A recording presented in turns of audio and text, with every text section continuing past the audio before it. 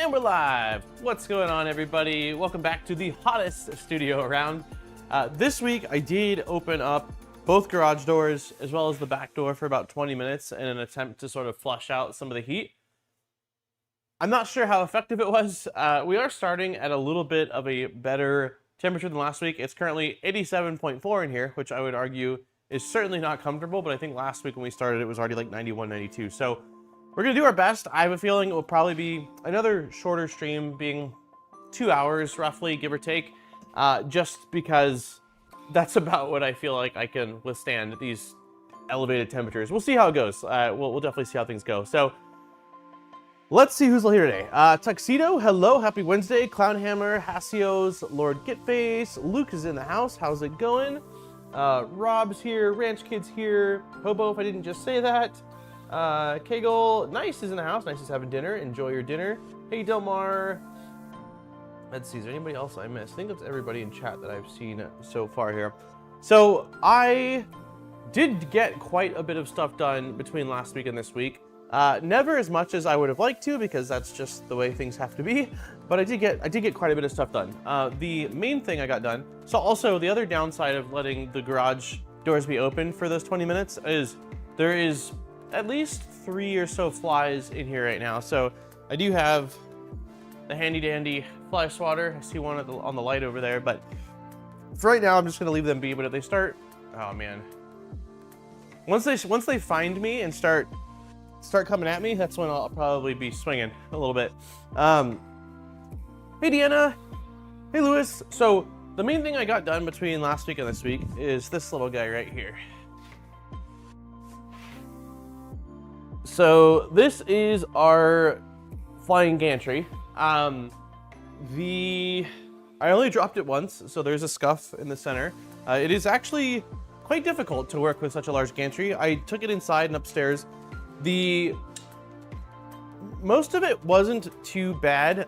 Getting the T-nuts to slide on these CNC parts when this thing was like really wobbly was very interesting. The other thing is there's no mention in the instructions of like where, like lengthwise, where this should be bolted on the CNC part. So I opened the CAD upstairs and did my best to sort of figure things out. And the Y-axis is sliding relatively smoothly. I feel a little bit of drag, but I don't know if that's just because it's, you know, a big piece of CNC parts, but like it's still relatively smooth. So we might need to make some adjustments once this thing's actually on the printer, but this is about as good as I feel like I could get it at this point. So we've got this, and this is probably going to be the first thing we're going to do today as far as order of operations, is try to get this thing mounted and then work on belts.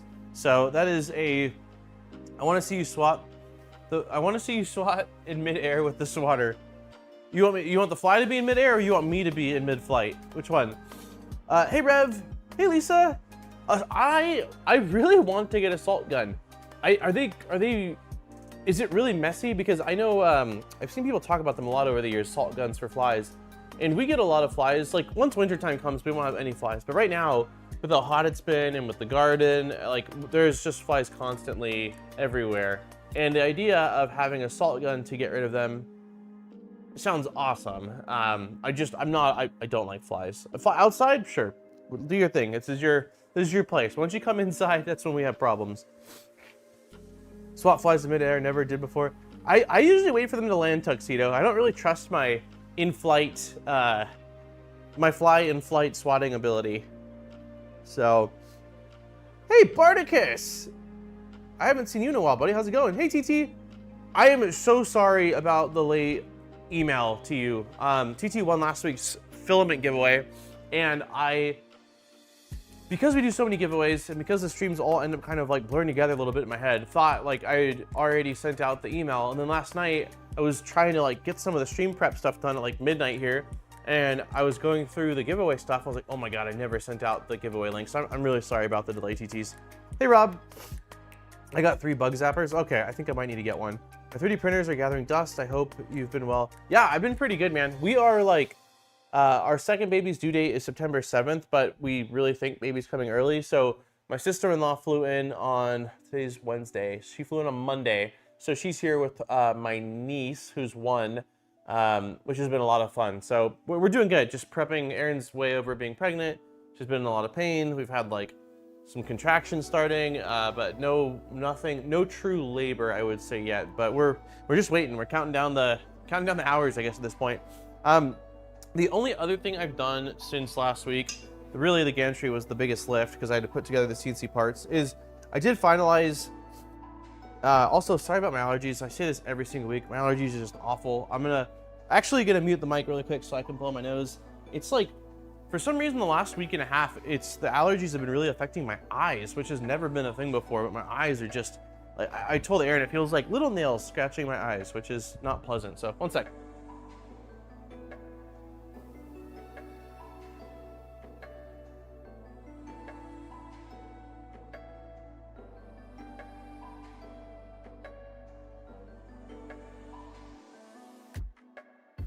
Yeah, baby number 2 is here. It was funny. I was at an event for Lightburn last month, or maybe 2 months ago now. It was in July, beginning of July, I think. And there's a guy that I hadn't seen there in a couple years. And last time I saw him, I just had a baby, Jackson. And so he was asking me, like, how are things going? And I said, good, we're just expecting another baby. He's like, another one? Well, every time I see you, you're having a baby. But I was like, I promise this is it. This is it. We're not, no more. Two and through. I once sliced a, oh, jeez. Hey, Mike. So, hey, Collie. I got my win from your channel. Nice. Awesome. That makes me happy to hear. So the only other thing I've done is these were all printed in PETG. So I had reprinted out a lot of them, but a few parts still needed to be printed. And then I even went ahead and did the heat inserts. So that way you guys don't have to watch me install a bunch of heat inserts, which I don't know if I've ever actually done. I always say I'm gonna do the heat inserts, but I don't usually. So these are all ready to rock and roll. Yeah, I did talk to FYSETC and get confirmation that all new kits are shipping with ABS. So that's at least a good thing, but mine certainly did not. Mine were all PTG. I am keeping all PTG parts that they sent except for the toolhead stuff for now. Most of the things are CNC, and I think most of the PTG parts aren't in direct path of heat and shouldn't be an issue, but the hot end, or toolhead specifically, is an issue. And I also just realized I left the hot end upstairs I plan on using. I'm not using the one that they included. I'm using a Dragon High Flow. Luciana, are you going to sleep? Uh-oh. Jackson opened the door and said Luciana, which is his cousin. She's crying. So yeah, the one thing I want to run by everyone is sort of a sanity check, and this was in the notes that were provided to me by another person that built one of these, is that if we look at the gantry related things, I am basically here, okay? The next step, it says, is to install belts and then install the Z belts. So I'm thinking that we are going to skip doing our AB belts because of how big and sort of like wonky this gantry is, and just go straight to installing it on our Z axis, or like install it onto our Z basically, then do our Z belts so that way it's not gonna drop on us, and then do the AB belts. Does anybody have any reason they can think of why I shouldn't do that? I can't think of any reason. Typically, I think that we belt things on the printer. I'm trying to remember back when I built the 2.4, and I don't believe we've ever belted them off the printer.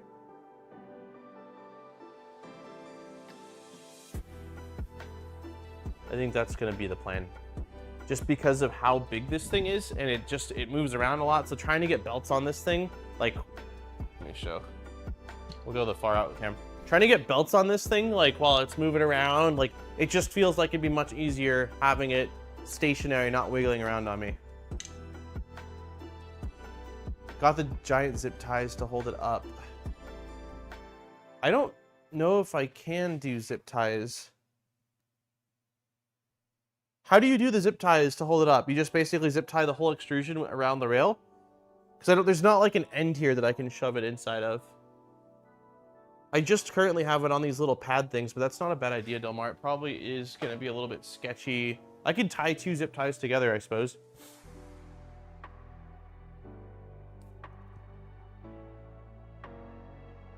Having the gantry attached to the rails will help prevent misalignment. Yep.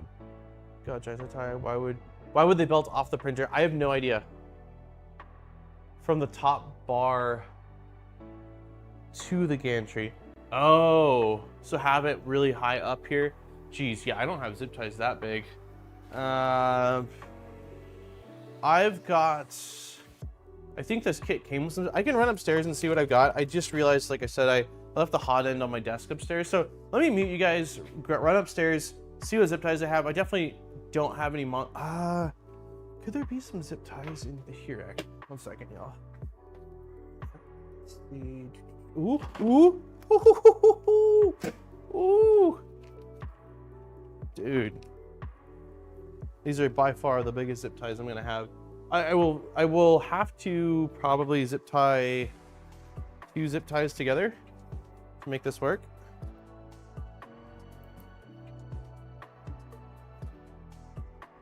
Maybe 3, but I think 2 probably is sufficient.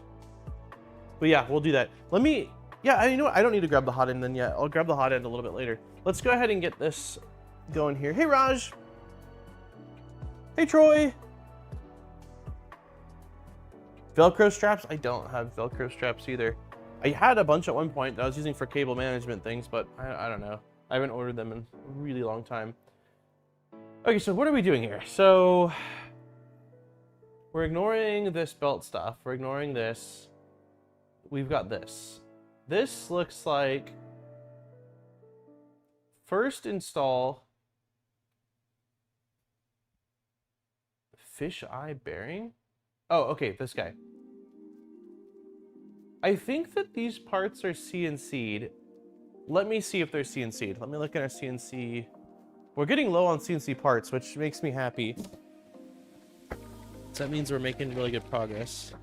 Yes, these are CNC parts. So there should be 4. I got 1, 2,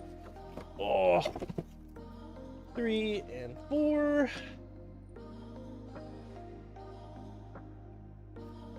Okay, so we got those. So let me just grab all these parts. These are black CNC parts.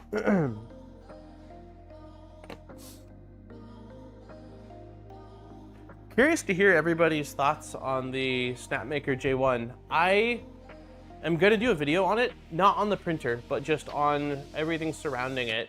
I mentioned this on last week's stream or the week before when someone asked me about it, but Snapmaker did reach out to me initially to be one of the people to test out the unit, just like all the other content creators that released a video yesterday morning. And I said no. And the reason I said no was they had told me it was going to be a pre-release.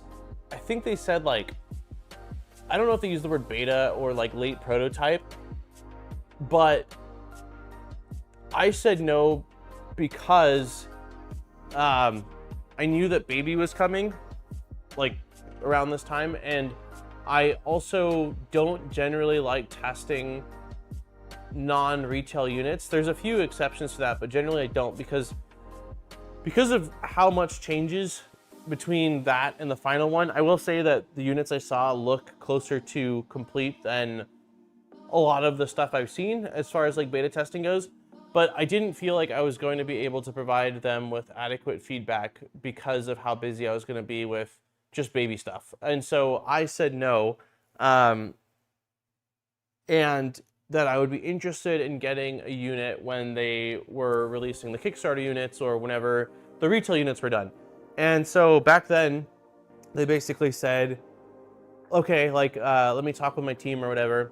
And then I think they followed up with me. And then after that, I never heard back. And I followed up with them again a few weeks ago, and I still haven't heard back. I did end up backing it. I think I am backer number 39, but I'm working on a video right now going over some stuff, like basically like why I decided to back it. This is the first ever Kickstarter 3D printer I've ever backed in my 10.5 years in the 3D printing space, watching countless Kickstarter printers and always avoiding them.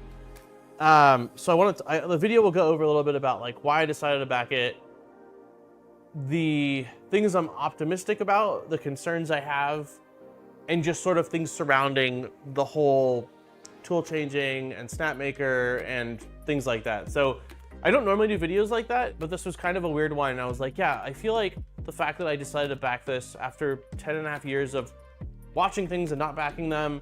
Like, I wanted to explain a little bit about why I decided to do that. And yeah, just kind of more of a discussionary video. So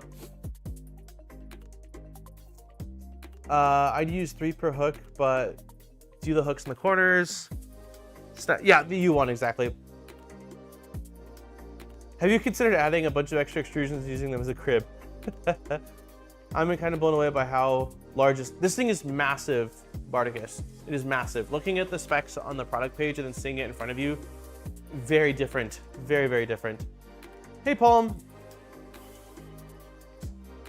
Yeah, I didn't do anything special. I basically I knew it was going live at 8 o'clock. I went to bed at like 2:30 that day, set my alarm for 7:40, made sure I was logged into Kickstarter, was on the product page, and then I just started refreshing the page like 30 seconds before it launched.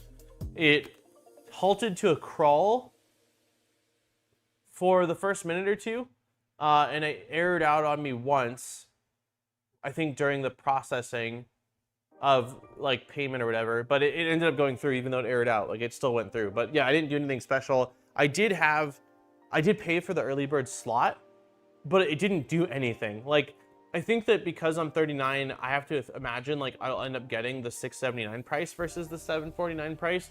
But like, when I first paid for the slot, I was under the impression it was a guarantee of the $679. The wording was not great. And I also thought that we would like get first dibs at trying to back it, which also didn't be the case. It basically just gave you a preview to the Kickstarter page that was like not useful at all. So it was weird. I didn't like that. Yeah, I'm definitely interested in Index as well. Absolutely. I'll wait for 300, 300, 350. If I was still in the 3D I'd be very interested in affordable tool changer, but I'm sure there will be bugs to be worked out. I don't doubt it. You can send vendors my info. I'd be glad to help test new printers. I watched Sam's video, mixed feelings based on his experience. I did not watch Sam's video, actually. I watched the next layers. I watched Edge of Tech. Nope. Lost in Tech. I watched JJ's. And I think I watched one more. I'm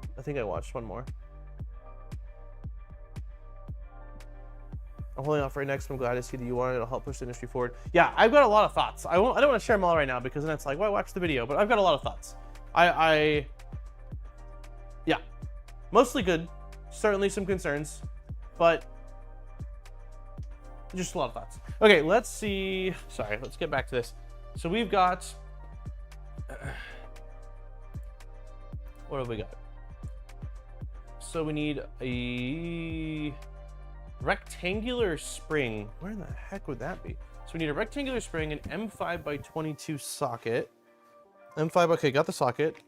Rectangular spring, I don't know if that's something that I've seen. I'm sure it's here somewhere. Maybe it's in the motion box. Let's check this out. Oops. I'm waiting for Stealth Changer on Trident.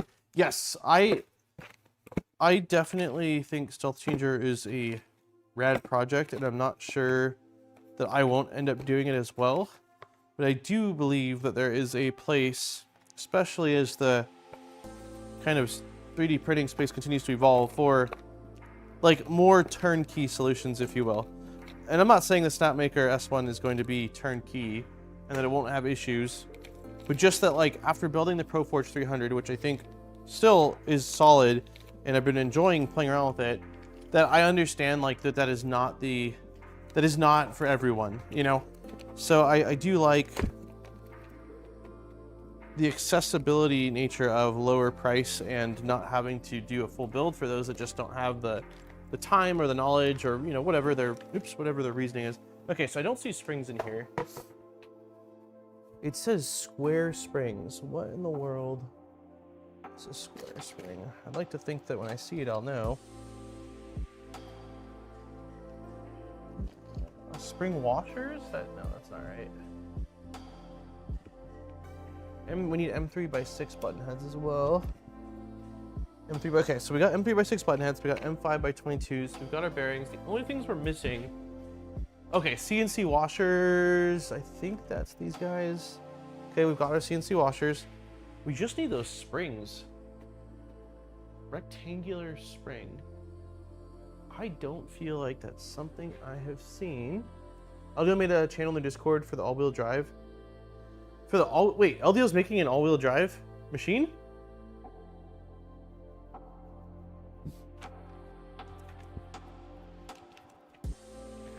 Okay, springs. I don't see square spring. Rectangular spring. What in the world is... I have to think it's these guys. These aren't rectangular at all. They're certainly circular. But there's 4 of them. Oh, wow. The stealth changer is going to be all-wheel drive.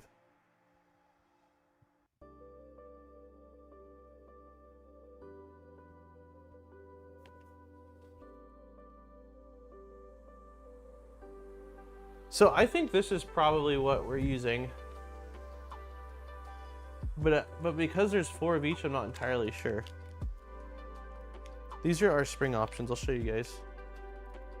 So we've got these ones, which are what I used for...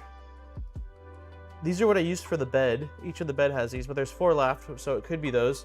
Or we've got these wider guys, which I'd like to think it's probably these guys. These the wider ones. I'm looking at the image, and I know that that doesn't really do much, but it kind of looks like the wider springs to me. Were there any plans to compare this against the Silva SV8 Max, which is similar specs? I'm not getting the Silva SV8 Max, so probably not, Joey. Yeah, if I got it in, then maybe. I tend to not like doing head-to-head videos. I kind of like just covering things independently, and then based off that, letting the viewer watch like the pros and cons of each machine and decide, cool, this has this pro, this has this pro, this has this con, this has this con, which one is a better fit for me? I do think that there's certainly, like, with the amount of work that's gone into building this already so far, I do think that unless you have a compelling reason to build one, if the price is similar and the build size is similar, I don't know, like, this to me, like, the experience I've had is like, this has to be built by someone that's either built things before or is fairly technical, because it certainly comes with a lot of quirks in the form of big is more difficult to build, and instructions leave a lot up to interpretation, which basically means that you have to be able to figure things out, which is really difficult unless you've sort of built other printers before. Okay, so it looks to me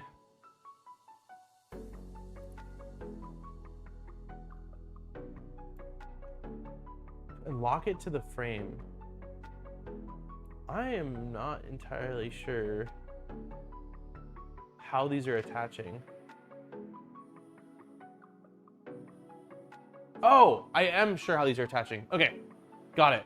So let's start by just getting all of these little bearings and screws installed. Let's do that first.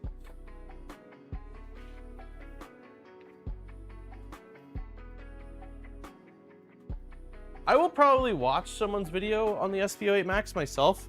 I don't have any real interest in getting one in, but I am curious just to see what things they've done differently with the max size.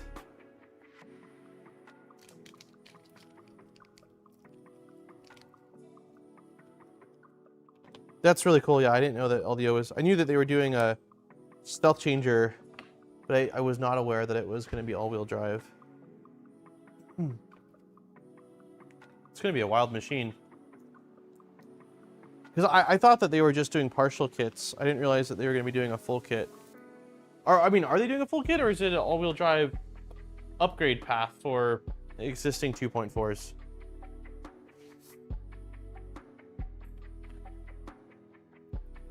Oops. Okay, we'll start with just 2mm driver.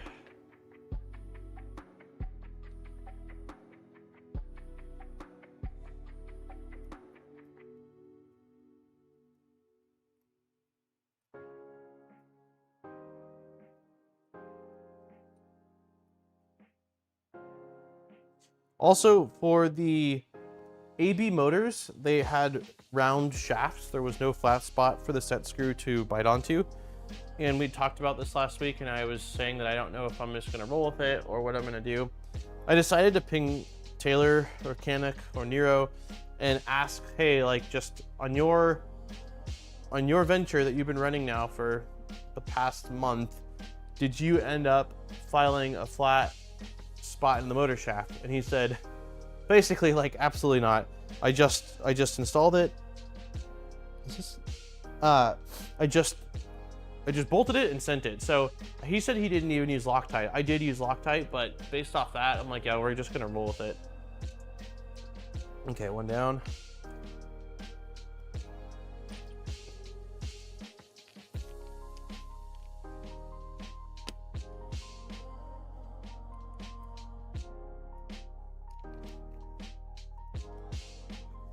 Polymaker Fibron PA6 glass power 25 stick good. PA6. I feel like it's been a bit since I've done nylons, but I feel like, are these the right screw size? They're not. I'm using the wrong screw size. Great. I feel like I never had issues with it on powder coated PEI or on PEI. I do think that back in the day, hold on.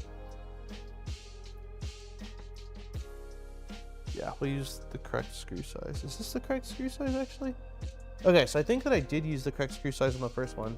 So I'll put this one back in. I remember using a little bit of glue stick. Like, just glue stick worked really well for nylon.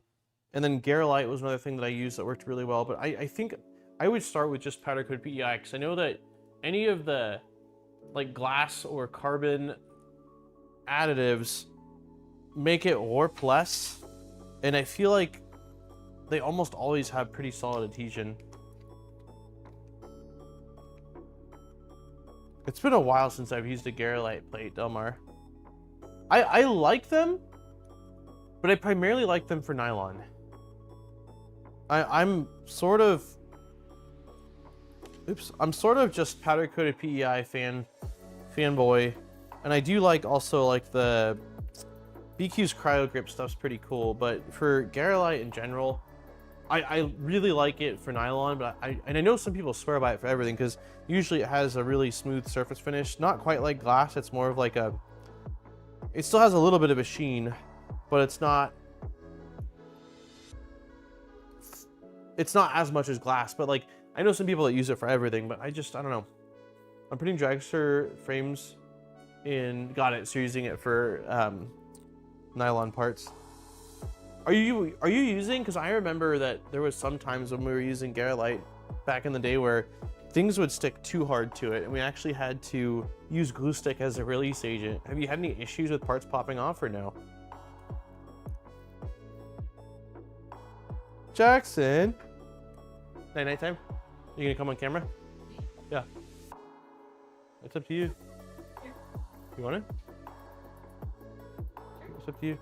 All right, Aaron's gonna say hi. Aaron and the baby. We got Belly on camera today. Hi, everybody. Hi, everybody. We're almost there. It's an out to Dada. Nine. You got your lion? Hold on. I'm gonna give you a huggy. Hold on. I'm your big dog. You can have a good nap? You wake up after? No. No? What did Daddy print you out upstairs? What did Daddy make for you? Mario and Luigi? Daddy made you Mario and Luigi? Uh-huh. Everyone says hi, Aaron, and hi. Hobo says both babies are so big. Yeah, it's almost... Very pretty. Yeah, Aaron's over being pregnant. Alrighty, I love you. I'll see you when you wake up, okay? Say bye-bye, everybody. Bye-bye. Okay, thanks for bringing him out. Night-night, Jack. Hi, everybody. Aaron says bye, everybody. Jack looks tired. Yeah, it's good. Someone to play with. Yeah, Jack is really big on, you guys got me calling him Jack now. Jack is really big on some sort of like cuddle thing. Like he has this blanket that he's had since he was pretty much born that he always has on him. Like either he's chewing on it or he's cuddling with it or just something. And then he's got this like little giraffe. He's definitely, it's pretty adorable. He'll like get his lion or whatever, and when he lays down in bed, he'll lay it beside him and tuck it in, make sure he's covered up completely. So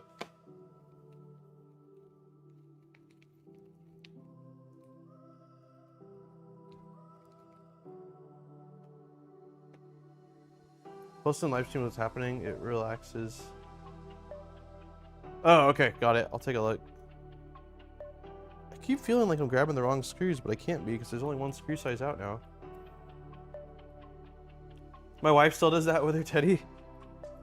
I mean, I will say, like, my ideal sleep arrangement is probably sleeping on my side with a pillow under my neck / head. And then I like having a pillow in my arms, but also like a pillow between the legs. And I usually only have 2 pillows, so I have to pick and choose. So usually it's like under my head and like in my arms as well. But Erin has had this like really long body pillow since the first pregnancy.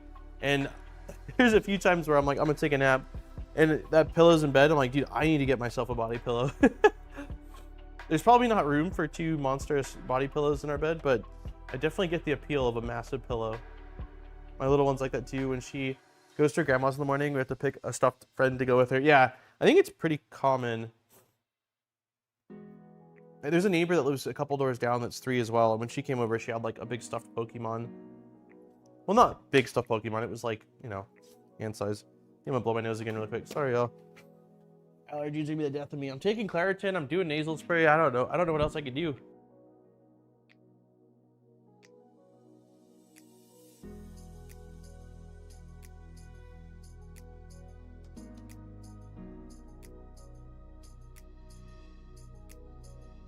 I do think that once we get into winter, it should be a lot better. But also doing these streams in the garage is probably not helping me. There's a bunch of like hair and dust and crap in here, and then I've just got this fan on constantly to keep my neck cool, and it's probably just blowing around dust. So I'm just, the whole time I'm out here streaming, I'm just kind of inhaling all the dusts. That's okay, we'll live. Oh yeah, insane allergies, Tuxedo.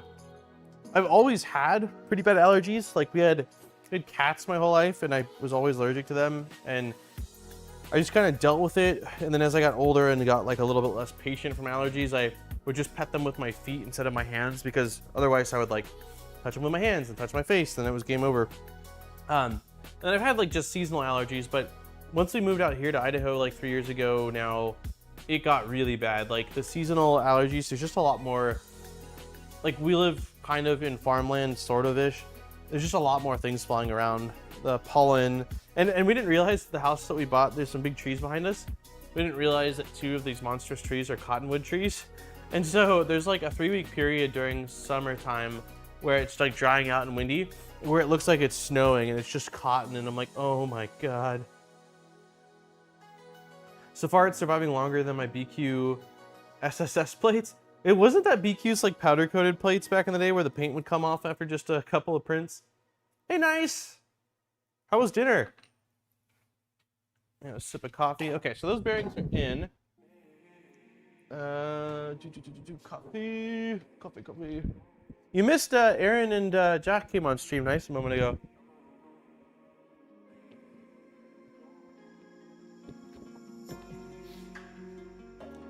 Oh. Also, remember me talking about how I hurt my thumb? Like it was a few week thing where I was talking about it quite a lot. And I said I got an x-ray, and the x-ray said nothing was wrong, and so I was using a splint for a while, and it still didn't seem to really help. Well, on Friday, I am going in for an MRI, and I asked, like, is it just like a little MRI for my thumb?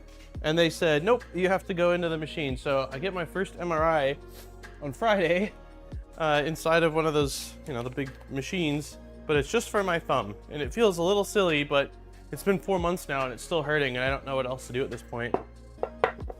I haven't gotten it yet.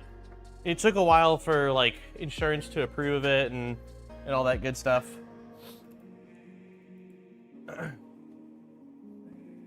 Okay, so this is saying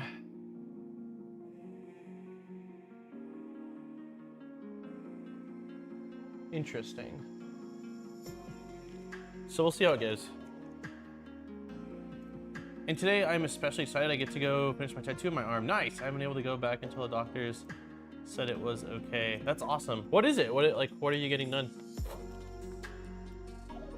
Okay, so it looks to me like we've got big bolt followed by spring, and that's going this way. And then we've got a CNC spacer, and then it's getting bolted onto the frame. Greek salad with veggies from the garden. Oh, nice, dude. I didn't realize you had a garden knife. It's freaking awesome. I was out barbecuing last night till I think 10 o'clock at night.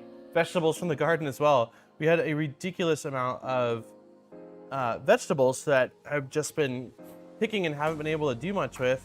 And so we did last night, this is the before when we were prepping, but basically chicken kebabs. And so all the green is bell peppers from the garden, zucchinis from the garden, and then the yellow squash from the garden. Then we just bought some onion and some mushrooms and chicken. So we did that. And then I got my first really big harvest of green beans right there. So I blanched them, and Erin used her little thing, so we preserved them. The plan is to use it for Thanksgiving for green bean casserole. So I'm really, really excited about that. And then I think, oh, that's all I got. Oh, last thing. This is the first cantaloupe from the garden. I went out to check on them yesterday, and I was like, wait, 2 of them are missing.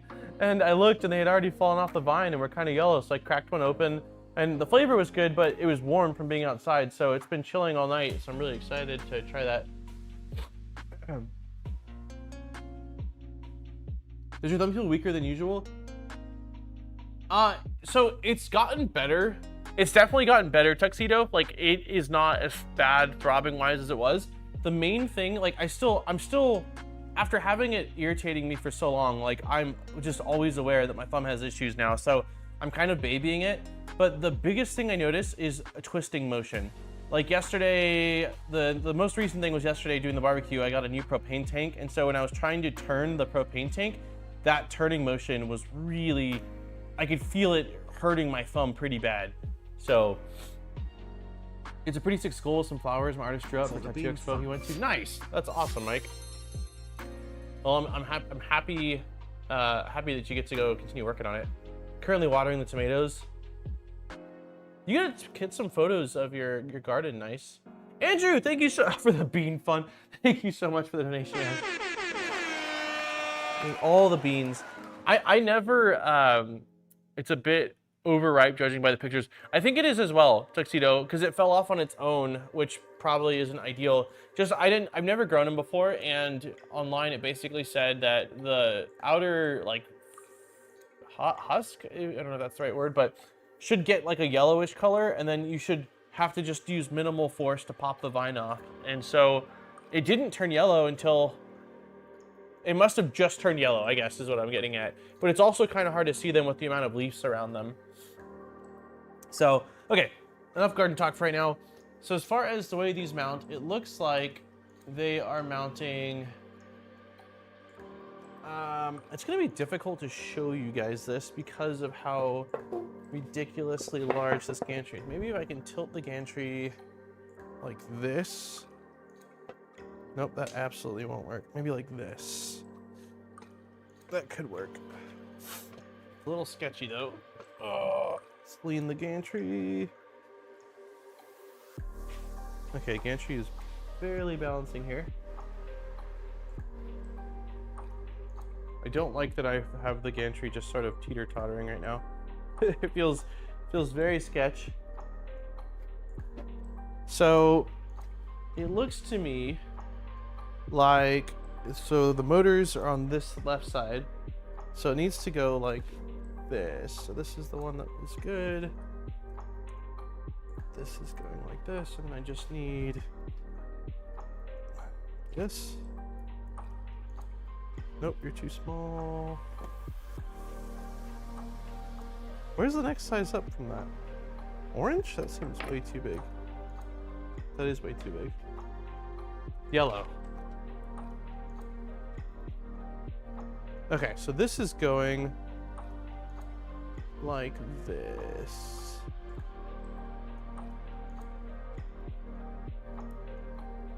Except that it's not. There we go.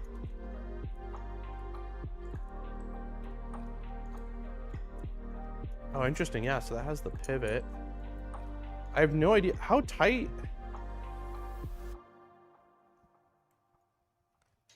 I have no idea on this one. So because there's a spring inside here, like as I'm tightening it, it's basically just compressing the spring. I would think that it doesn't need to be that tight. And that the main thing would be we don't want it to be able to back off, and the spring is what's going to keep the screw from being able to back out. So maybe just...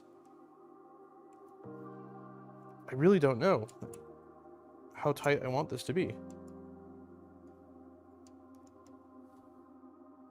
Maybe we just leave it like that for now, or maybe I do. I don't want to bottom out the full thing. Let's see if I keep tightening it. Yeah, that doesn't seem like how I'd want it. Interesting.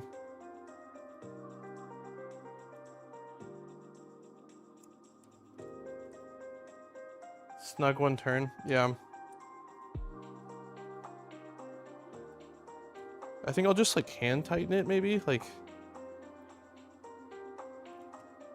I think that's plenty tight. There's no reference. Okay, yeah, we'll figure it out. Okay, so let's just turn this around. Can you balance? Nope. Well, I'll hug this.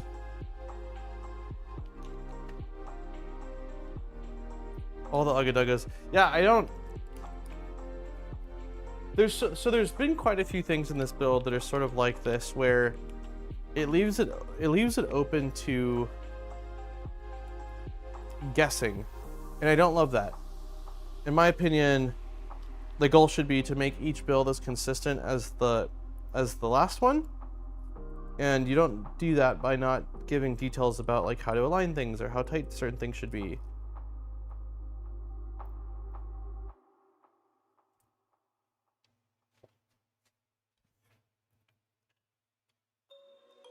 Yeah, this is sketch. Ah!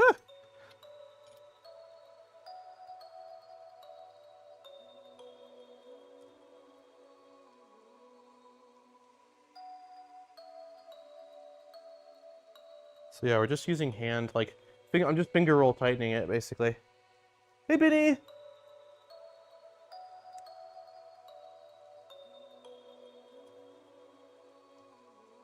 Yeah, that's as tight as we're going. That was actually, I think, a little bit tighter than the last one. Let's see. Yeah, we'll call that good enough. Okay, 2 more, and then we get to attach it.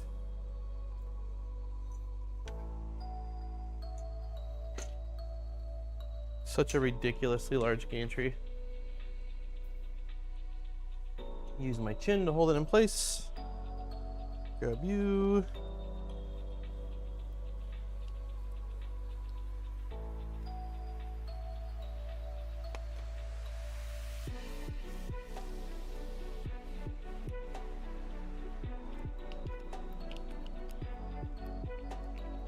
It's the Venture XL Swag Edition. Yes. Swag meaning what in this case? Like something wearable? Or is it an abbreviation for something else?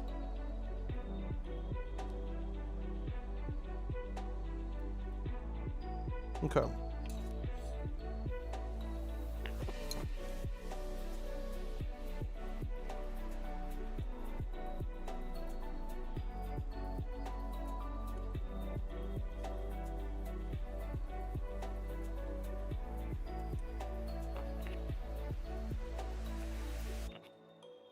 Scientific. Well, that's yes. I kind of figured that it was some an abbreviation for like figure it out. Yes, that's exactly right, Andrew. Okay, so that's that, and then we've got one last one. This side. You guys can't see this. Turn the camera a little bit. There we go.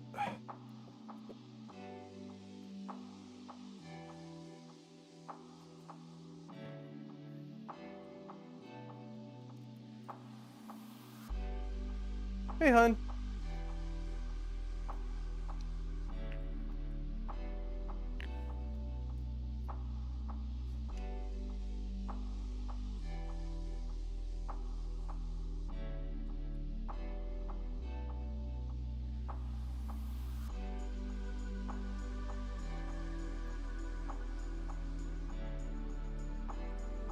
Now, do I trust this little bit of thread to hold the entire... Here, maybe I'll do like one more turn beyond. Oh, hello.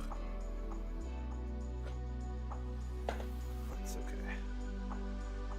We'll just do like one more turn. Just really don't want the gantry to drop.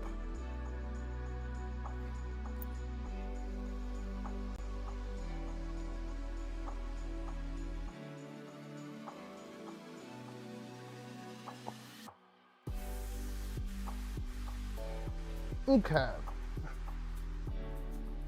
Woo! So that's done. It says tilt the gantry into the frame and use M3x8 screws to fix the gantry to the guide rails. So we think this is the point probably where we should zip tie it, right? So the motors are facing upwards, so this is going to be the back, like this. And oh, hello. And this is going to be the front. Okay. So I think what I will do is prep some zip ties. Do we think that 2 is enough? Probably. I mean, I'll do 4, but I mean like two zip ties here. My question was two. Oh, the camera's on my face. That's not what we want to see. I think that 2 zip ties in length tied together is long enough for what we need. You took some pictures? Okay, I'll take a quick look. I also want to see Delmar's Garolite bed. Let's see here.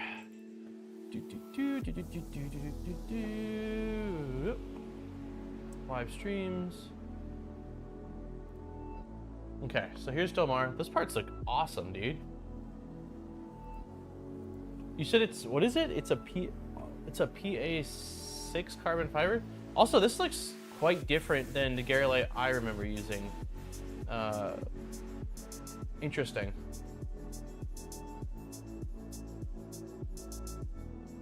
Huh, that's pretty cool.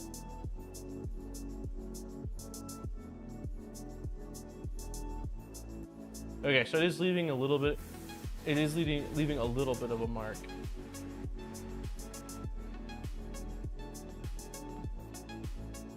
Parts look really good though. All right, now we're taking a look at. Wow, a big old pumpkin. Dude, that's an awesome little garden. I like that it's protected too. I can't tell what are these nice? What kind of peppers?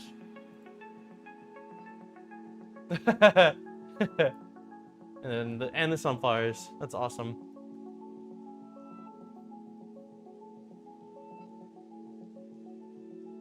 Oh, you're saying that the mark goes away? So like it's there after the print, but then it does end up disappearing? That's cool. You don't know the name? No worries. Are they real spicy? They look pretty spicy. I haven't done, so far the only peppers I've grown are jalapenos, pepperoncinis, and banana peppers. The hottest of those being by far the jalapenos when they're, oh man, this is gonna be a little, I don't want to scratch anything.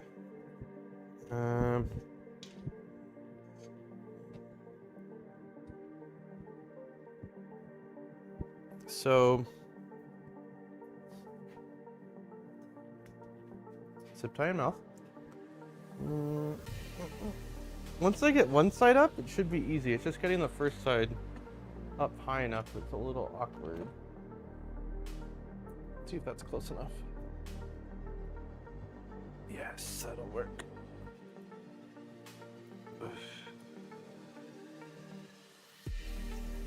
Cool. Okay.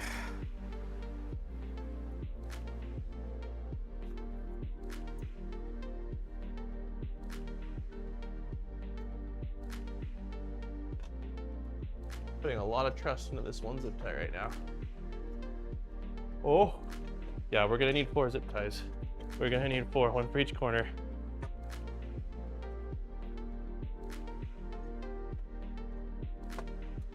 Oh boy, it's a little awkward. Might be an understatement. It's a little bit more than a little bit awkward. There we go. Come on, baby. Okay. Okay. So we need to try to center. All right, let's get 2 more zip ties. Nice.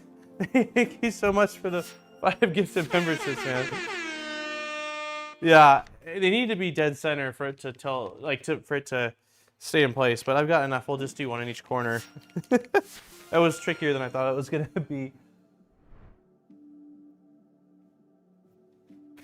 Yeah, it probably would have been a better idea to do 2 zip ties on the same side, so that way I could have, like, it would have just been tilting left to right versus this sort of, like, tilting in both directions. It was... There's been quite a few builds that I've done live on here with you guys where I wish I was an octopus because I could use a few more arms. But now that we got the first ones, I do think that these ones will be quite a bit easier. So let's try for this.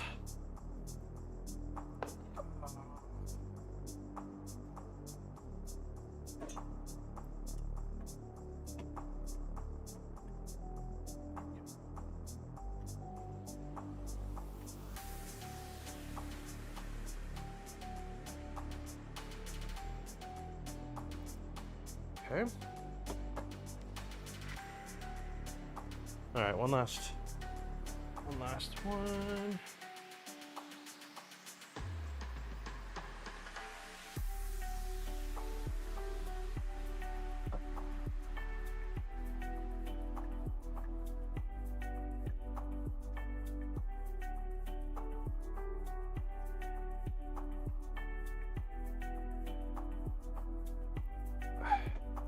We did it! Yay! We did it! We did it! Yay! All right, let's do. Gotta do. That was easy. Did it? Yes. I don't think it was. I don't think it was distracting. Nice. Thank you for the memberships, man. All right, quick sip.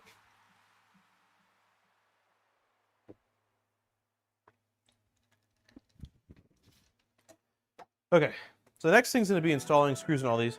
I am going to do, I know that I kind of feel a little bad for anyone that's watching later on because, like, the context of what's happening, but I want to show you guys, I realize that you guys haven't seen this, the preservation stuff I did since last week. So I did, this was water bathed. So these are, sorry, it's a little awkward, angle. These were cucumbers from the garden that I basically created the brine for and then water bath them. These are quart sizes, so got 3 of these that should be good for up to a year. I'm really excited to try. Then I did pepperoncinis. These I did not water bath. These were just quick pickled because I tried water bathing one, and because of how thin the shells are, or like the skin is on pepperoncinis, it turns into like a mush. It's just the peppers are not like thick enough. So those ones, the pickles are dill. Those ones were dill tuxedo. I didn't use fresh dill. I have in the past. This time I just used dill seed, mustard seed, peppercorn, garlic, sugar, salt, and there's a couple other things here. This one I'm curious about because this one I used cider vinegar. That was recommended, and I have no idea how it's going to taste. And then I also did, this was just like this was a quick pickle of jalapenos as well. This one was in a white vinegar. This one should be really spicy. I didn't remove any of the seeds at all. And I text 2 of my neighbors because since these are quick pickled, they don't have the same preservation, meaning that they won't last for up to a year in the pantry. I basically have to have them gone within like 4 to 6 weeks. So I text 2 of my neighbors and said, hey guys, like I'm going to try these out in about a week and a half. And if they're any good, I've got some jalapenos for you guys. And then the final thing that I did was I took, these are all cherry tomatoes from the garden, and I roasted them and then used an immersion blender to basically blend them down into like a sauce / paste, and then preserve that as well. And I'm hoping to use this for a pizza sauce. So yeah, refrigerator pickles, exactly. Well, the ones from before are not. Those ones are going to be in the pantry they can be in there for months, but the quick pickles are ones that you want to eat relatively quickly. And I am next year curious about pressure canning a little bit, just because I think there's some complications that come from hot water bath preservation, especially for things like peppers that are a little bit more sensitive. Hey Viking, I think I saw you earlier, but I don't know that I said hi. I don't think I did, so hi. So we are going to be installing just M38 socket heads into these. I don't know. Let me get 1, 2, 3, 4. Probably just gonna use this little round driver. So, wait, did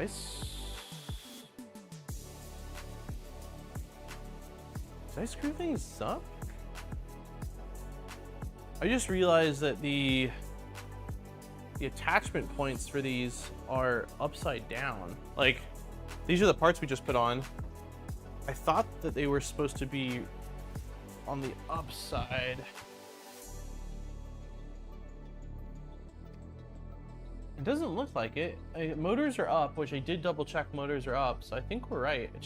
It's a little bit backwards. I was checking because yesterday when I was putting the gantry together, I initially put it together upside down because I'm used to the stepper motors being on the bottom side for like the 2.4, but on this one they have the stepper motors, the AB motors, on the top side of the extrusion. So I'm not exactly sure why they did that. Maybe it was something to do with Z-Travel and saving space. I really don't know.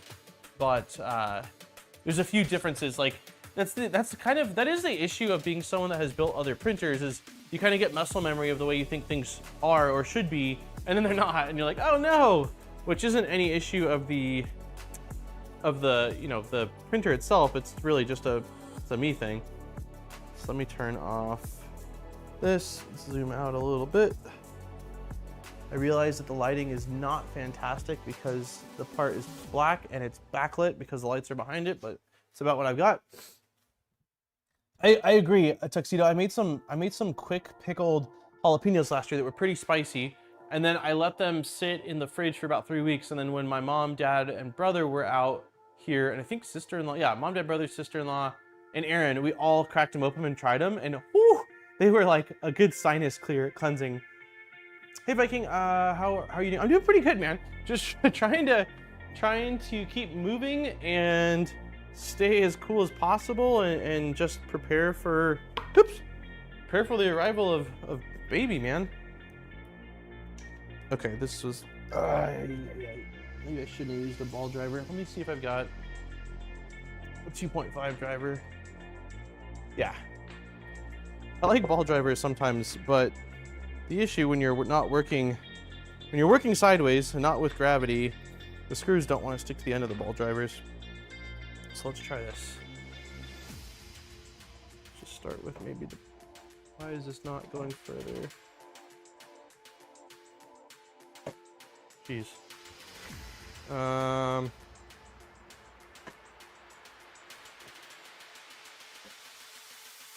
Okay. What are we doing here? Wait, how is this? Okay, there we go. There we go. There we go. A little bit of work to get things aligned here. Steve's in the house. Hi, Steve. Welcome to. Well, this is my. I feel like this is my my shed build series, Steve. Okay, so we got that one partially in. I don't know if I'm gonna. I might just not install any fully yet and just kind of get threads started on all of them, and then we'll go around and tighten things up and actually install. Yeah, let's just do that. Let's get things in lightly.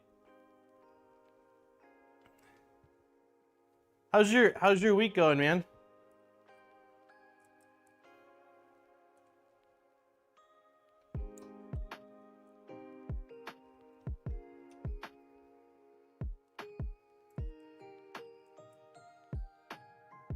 Sounds good. I still use most of my time working on Tinker Atlas. How has that been going?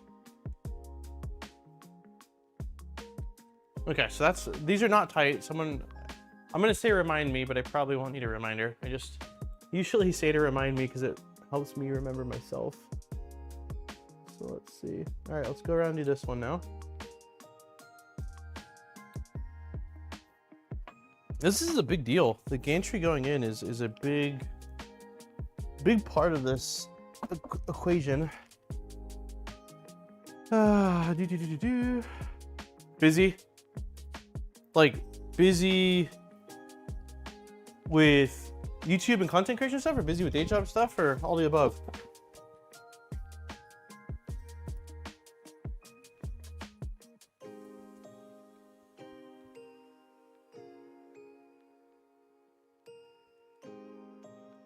It's a little awkward.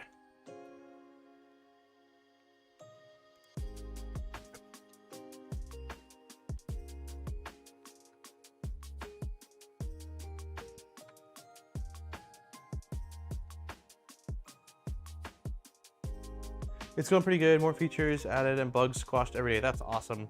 Juggling lots of projects. Got it.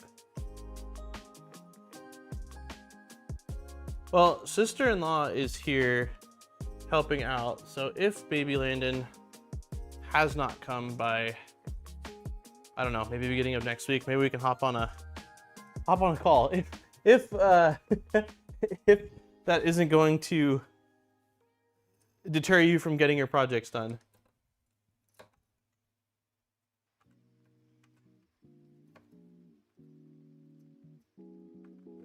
Okay, so I've got these in. I am so excited to see a gantry on this monster.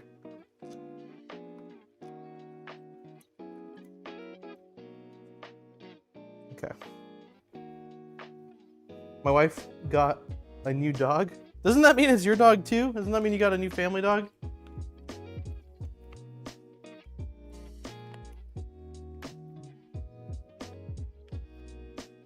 What is it? Oh, Mercy, you saying thank you. What kind of poochie?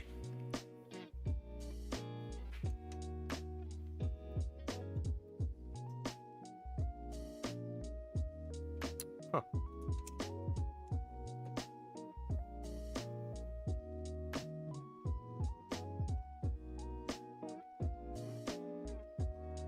This is not. Why is this being really strange?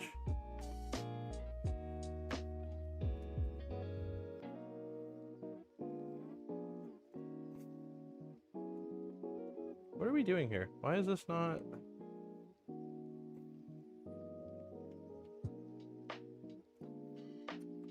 Maybe it's because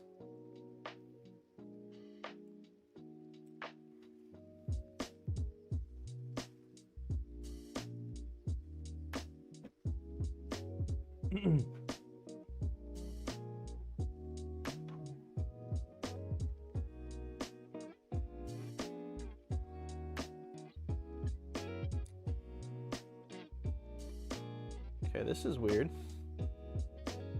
So I cannot get, I don't seem to be able to easily get the CNC part parallel to the bearing block. I cannot.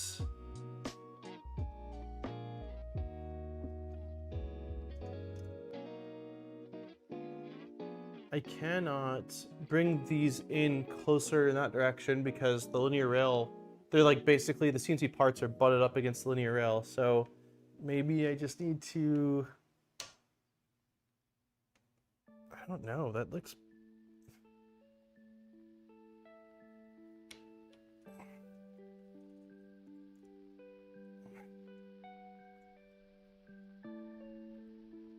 maybe it's a width issue? Definitely scratch the back of that CNC part. Huh. Should I could loosen all corner CNC parts where they attach to, actually no, I can't. Now that I put this on here, I actually cannot loosen them.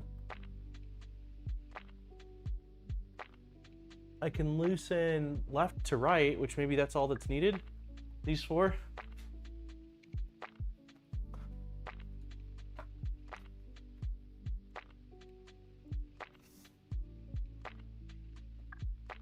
Loosen up the gantry, got it.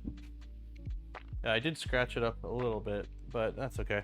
So I cannot loosen, like front to back, I am not able to loosen at all because of the fact that these brackets we just put in cover the 2 points that I would need to have access to.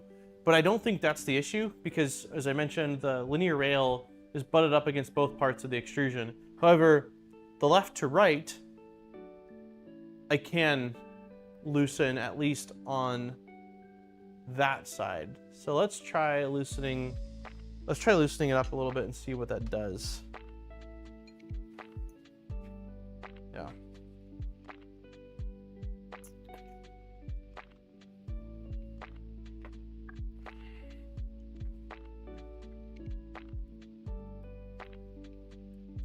Move the X rail back.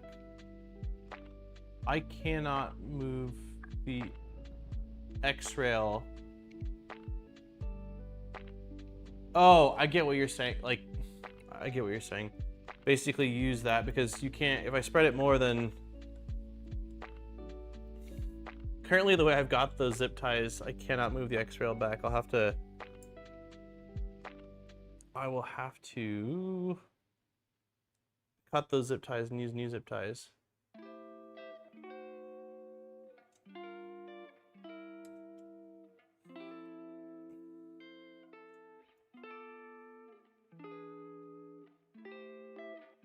I put the piece on the rail first and attach the gantry after the fact. That's not a bad idea. I'm hoping we don't have to do that, but if we do, we do.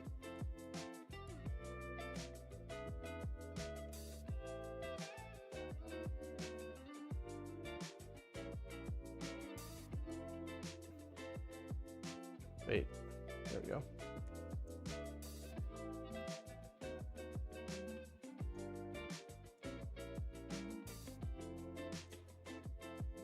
Okay. Oops. So yeah, this rail has movement now, left to right. But I made a whoopsie on my zip tying. So I'm gonna have to really quickly here just do 2 more zip ties. Oh, got a little peacock hair going on.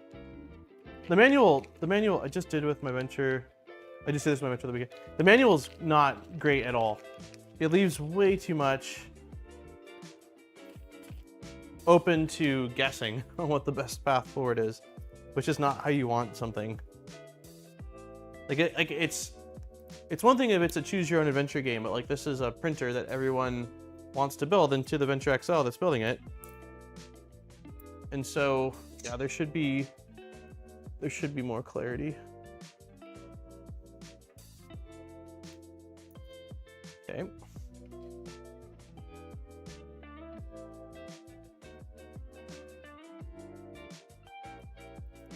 I don't even know really what all is off in the manual when it comes to screw type.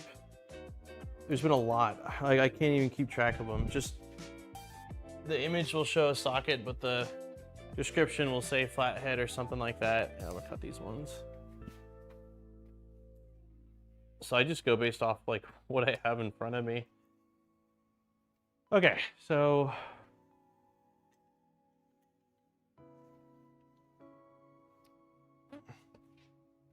let's see how far out I can move this. Go.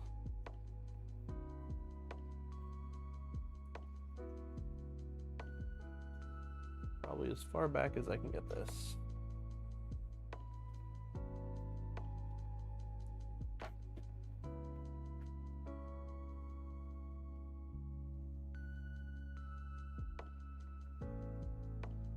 I mean, that feels pretty dang good to me.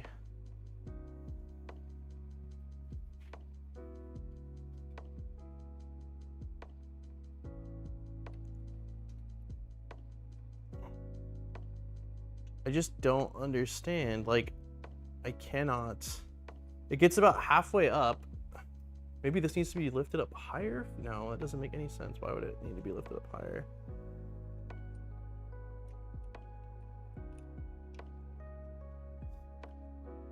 I just don't see any way, because we're butted up against the rail there. It cannot go any further, I don't think. And then on this side, we are, oh, you know what? I mean, it's a fraction of a distance. I wonder if I should loosen up the rail. It's really, really, really, really small, but I can see a little bit of light passing through. So this is butted up against the rail. I wonder if I can see light passing through on both sides. I mean, we're talking like a millimeter or so.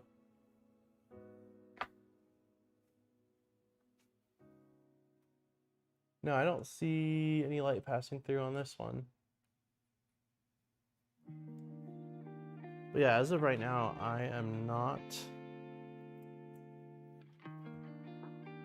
going to be able to get these installed because there's not a big enough gap. It's just not happening. So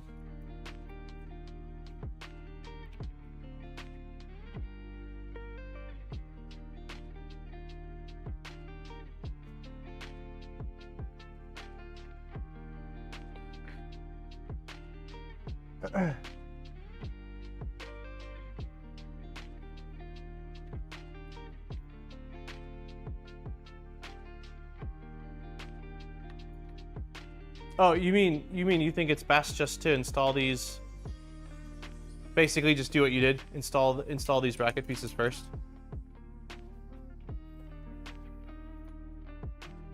We could try that.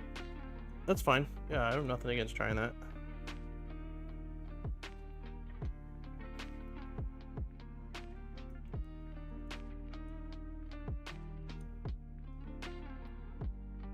Let me just keep these pieces together then, at least.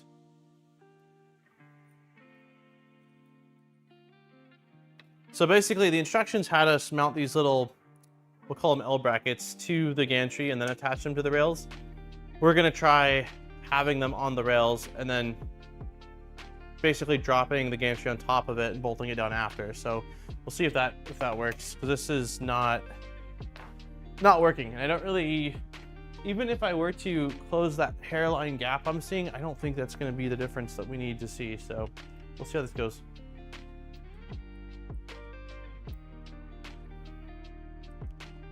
So we will quickly do this.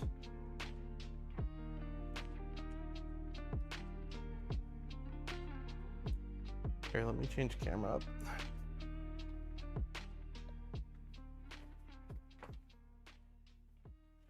Oh. Boop. Okay.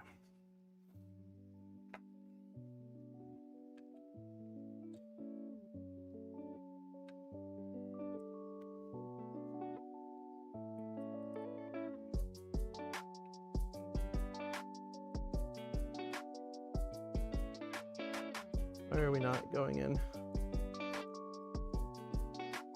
Are we not aligned? What is going on here? There we go.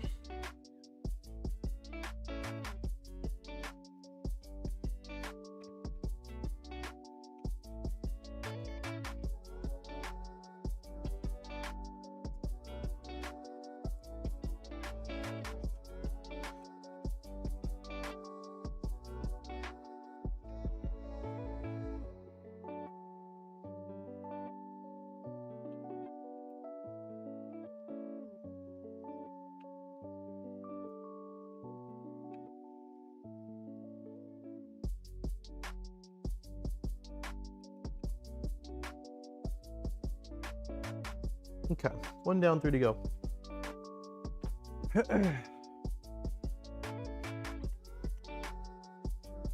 These ones we won't actually have to fully do. I could just remove the bolt and catch the part, so.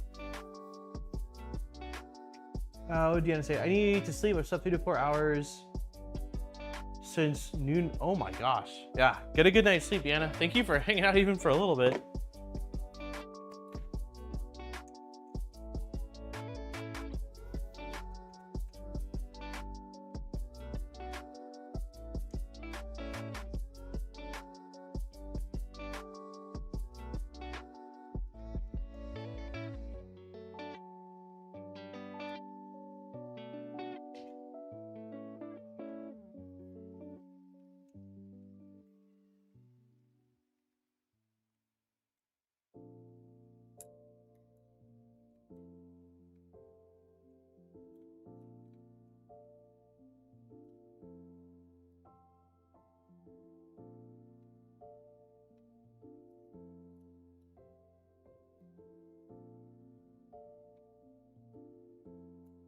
Okay, number 2.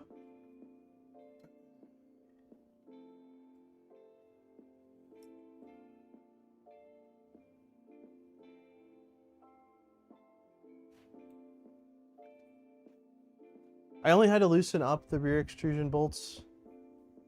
The rear extrusion bolts, the short ones. Yeah, that's what I did as well. You're talking about the left and right one, like the extrusion that goes between the 2 motors on the back? That one's loose right now, completely loose. So we'll see. Once I have these last 2 on, we'll see how that goes.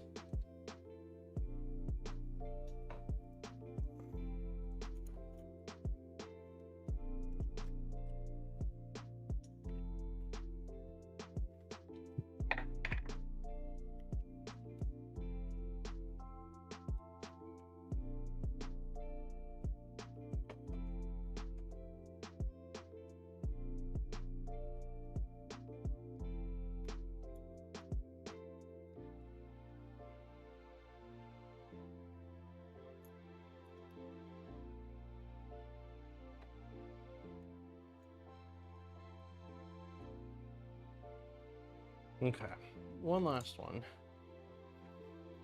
We need 4 more socket heads. Oh, I almost dropped the bag. Don't you have to mount the belts before you attach the lower mount to the rail? Wait, don't you have to mount the belts before you attach the lower mount to the rail?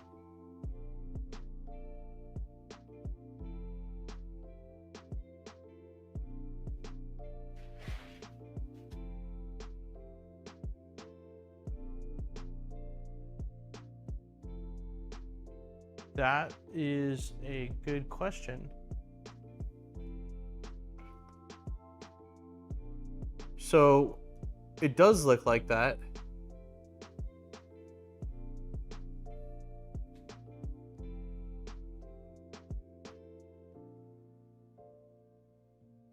I don't think we're blocking our top attachment point. So I wonder if we can just basically thread, or not thread, but like feed the belt in here and have this be our short end where the belt basically just goes through and is clamped in, and then we kind of leave the belt dangling. I might do that.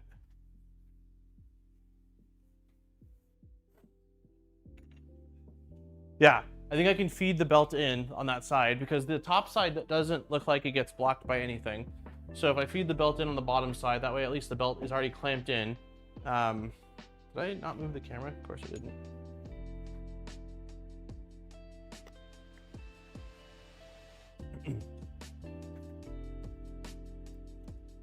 So let's loosen this. Okay.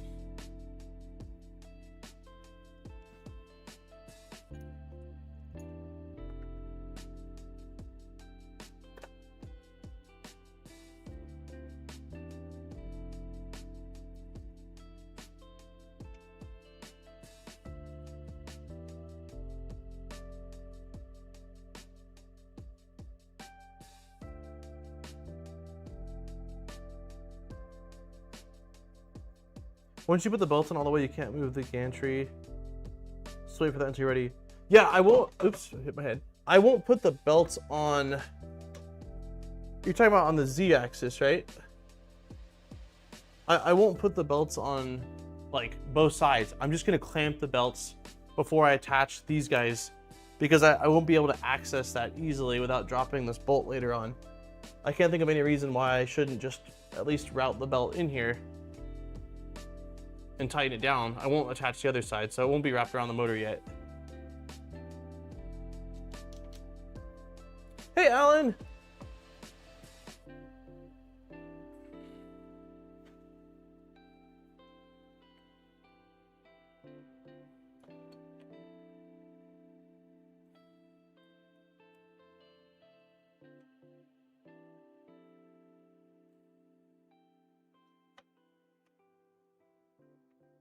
Okay.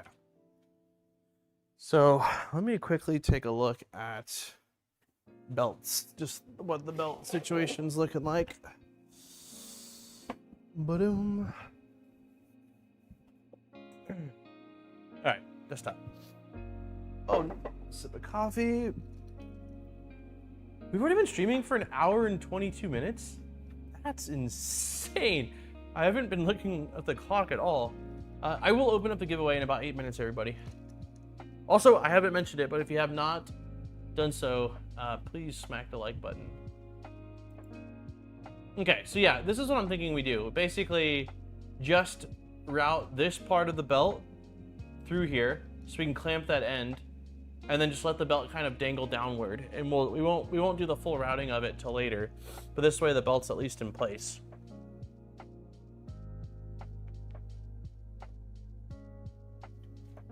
I think that is the move. So let me try to locate the Z belts. So I see 1 belt, 2 belts, 3 belts. I'm assuming there's a 4th belt somewhere. Yep. 4 belts. Okay. Whew.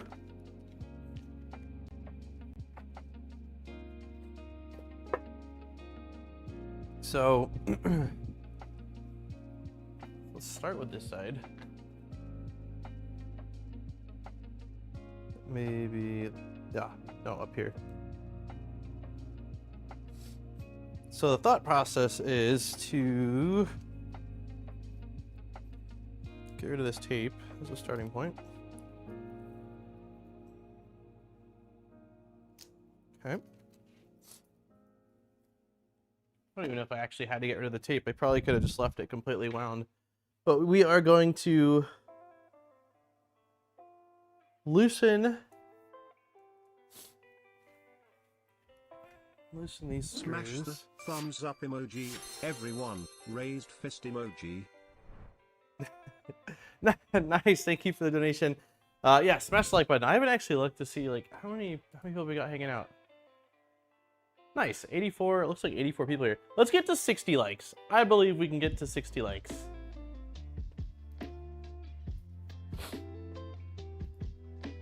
Okay.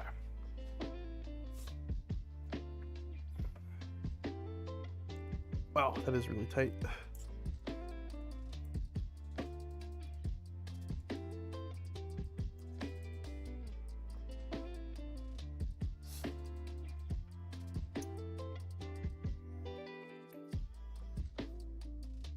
Hey, Neokoi, what's going on, man?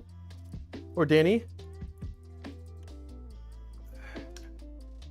Welcome to the hottest studio around. It's a little cooler than last week today, but it has climbed. We are officially at 89.6 degrees Fahrenheit in this garage. Okay, so the thing that I'm trying to determine is so if this belt is going, I'm gonna assume the belt's going in like this, like teeth downward, because if teeth going down, or I guess on this side, teeth upward, so that way teeth will be around the smooth pulley on the bottom, but teeth will also be around the motor, which is the most important part. So let's try for this. So let's shove this into here. Just basically pass it all the way through. If it'll let me. No, it won't. So let's loosen this. Let's loosen this a hair more. Less swamp garage. Just slightly. It's still, what am I doing? Yeah, like this. It's still pretty rough, but not quite as bad as last week was.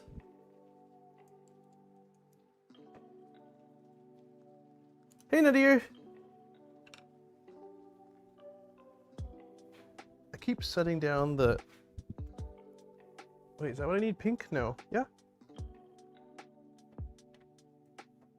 No, I think yellow is what I need. I keep setting down the driver.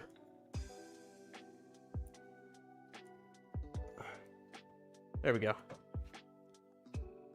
Sweet. So I am pretty, no, I did that wrong, didn't I? Oh my God, did I do that wrong? No, this is going down the bottom, so that looks right. Is the belt on the right side? Hard to tell from the camera angle. So I think it is, but I'm not against a sanity check. So let me see if I can make this clearer.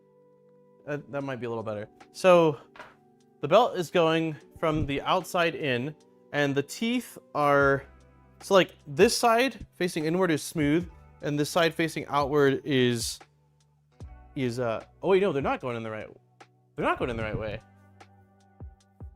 Are they? Because this goes down around pulley and through the CNC part right here. No, good call. They're not. Thank you. I guess I didn't realize the routing path for it, but that is not right. You need to choose between allergies and burning alive in the garage. Those are my only options, is what you're saying. Yeah, so it looks to me, you're right. This needs to go like this. Although that doesn't feel like it's gripping the belt nearly as tight now.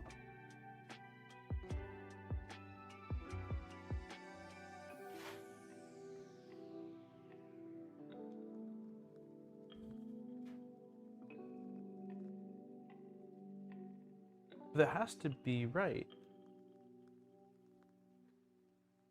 So, ay.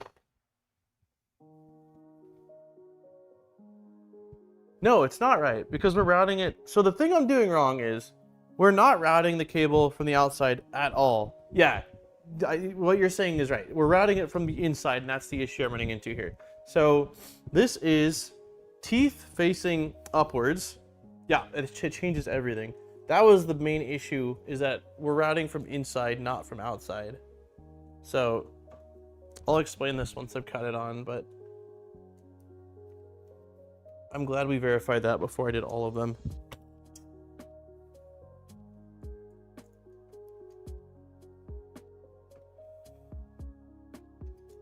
The test, I've seen the Testacooler on printables. When I was browsing for things to print for a video, like testing a printer, I saw it was like, nice. Not only did someone have the idea, but they went as far as making the thing. Okay. So belt teeth are facing upward. We're going from inside of the printer towards outward. So teeth will be around the smooth pulley on the bottom here. I'm not gonna really route it, but I'm just gonna do it for demonstrational purposes. So we got teeth, We got a twist, there we go. And then this will pass through the slots in the CNC part. There's little cutouts, which it's helpful if your belt is not curved. There we go. And then this will go around the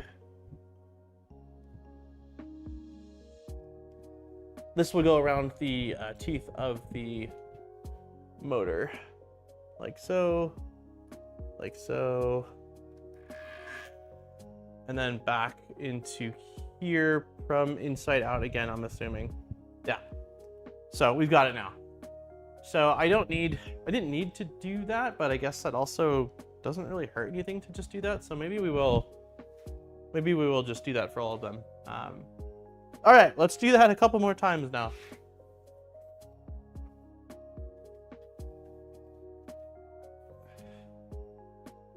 All right, should be easy now that we've done it every wrong way possible, leading up to the right way. So this drops down. This, boy, did I tighten these tight. Oh my God. Okay, let's not do that. Let's use one of these. So I've got some leverage. That was way easier. Okay.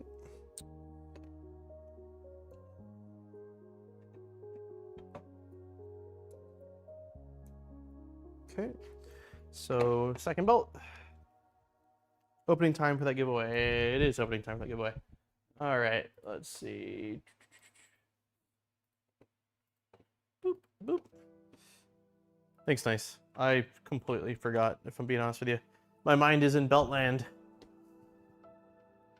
Pin message. All right. Polymaker spool giveaway link is now officially open. So make sure you get your entry in.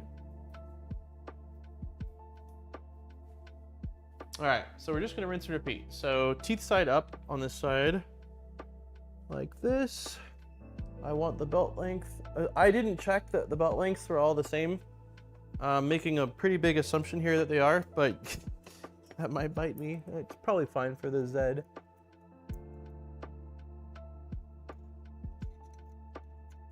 Okay. Push this guy all the way through. Come on, buddy. There we go.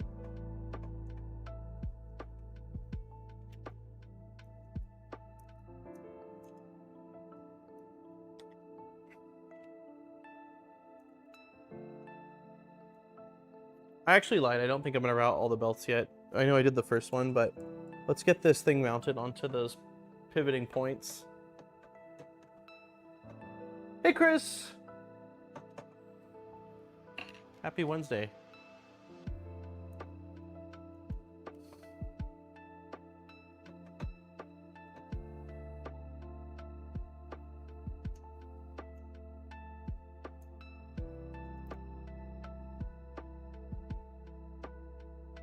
Okay, 2 down, 2 to go. Moving on.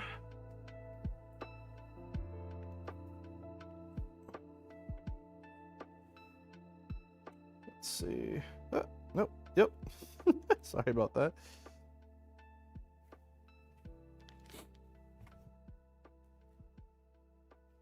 Hey, Stuart. Happy Wednesday. Okay. Loosen you. There we go.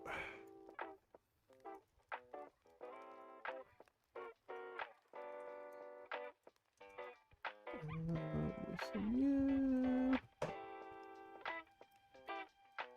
Thank you, whoever in chat was the one that mentioned belts. I do think that this is just, I would rather have these at least preloaded into their slots now.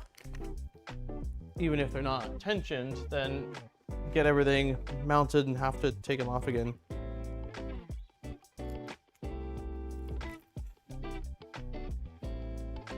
Okay. And so we are going from inside again, we're going to the bottom, and we're going like this. Teeth up. Not loose enough. Oh, maybe. Nope, not loose enough.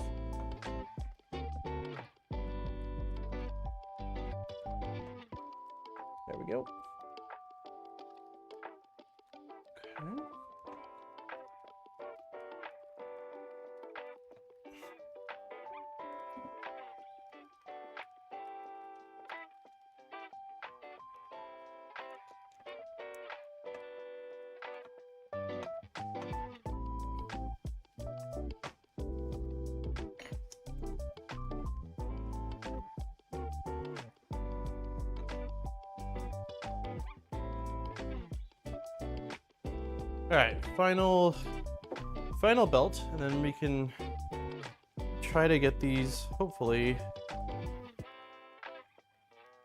mounted onto the Z-rails. These little brackets.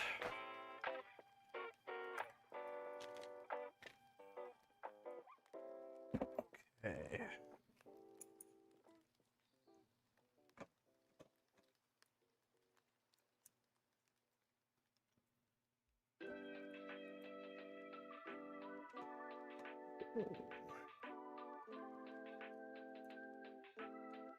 That looks plenty loose. Part's practically falling off.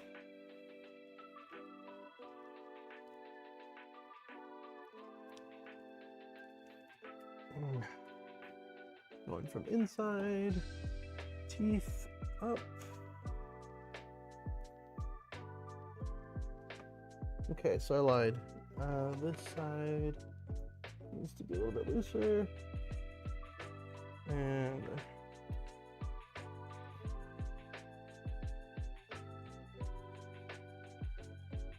okay, I think that's pretty much where the other ones are at.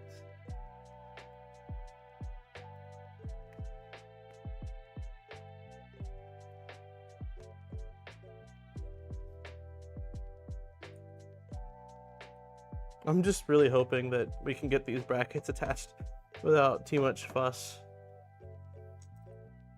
I'll feel good. Even if like that's what we get done today is just this gantry mounted on, then I'll probably route some belts and stuff before next stream. So that way next stream we would just be building stealthburner. Okay. So let's do this. We are going to be try attaching these. So we just need one driver. We just need this to go through there. Did you reprint the parts in ABS? Yes, I did. Only the stealthburner parts. Nice. I kept everything else in PTG because most parts for this build are CNC'd parts. So there are some printed parts, don't get me wrong, but the only ones I'm really concerned about heat issues is the toolhead related stuff.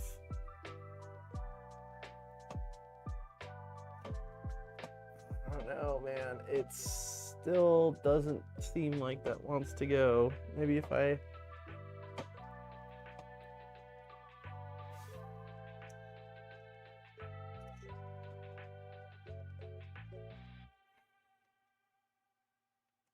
I'm not sure that that's gonna do it. It's damn close.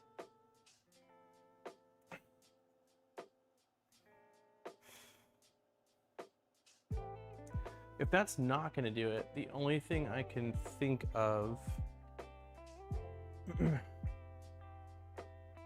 that's completely butted up against there. That one's got the tiniest little gap. I wonder if I'm gonna have to loosen. I wonder if I'm gonna have to loosen the entire rail to slide it over just that hair.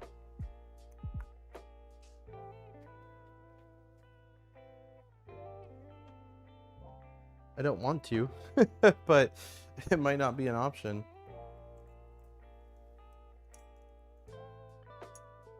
There's just no way for me to get this bolt where it needs to go.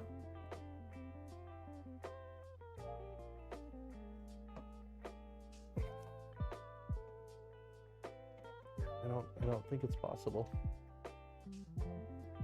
So I think what I'm gonna have to do is loosen up pretty much everything. I'm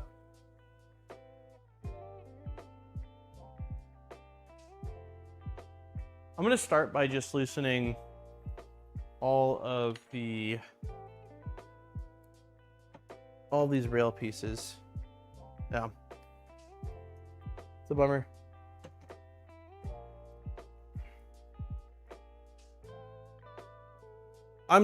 So I am not using the stock hot end. Nice. I am using, I've got the Dragon High Flow. So we're gonna start with that. I'll probably end up upgrading from there, but it at least feels like a much better starting point than the hot end that they're shipping with this thing.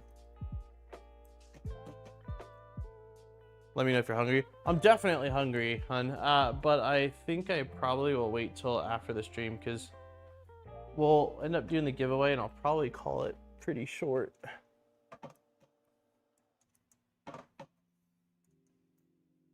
I just want to get this mounted. Like that's my main thing right now is getting this mounted.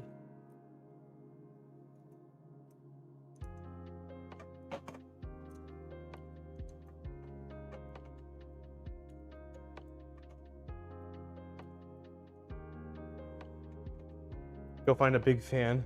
I do have, I mean, I have a fan blowing on me. It's not a big fan. It's kind of a, it's more like a desk fan, but it's doing something.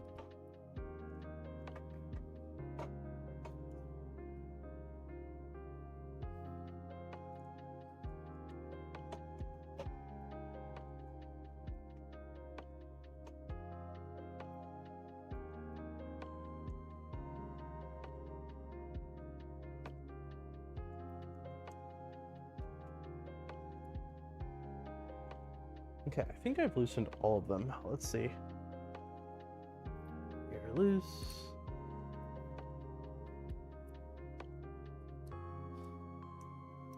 I would be so stoked if this tiny little gap on this side is the only thing causing it.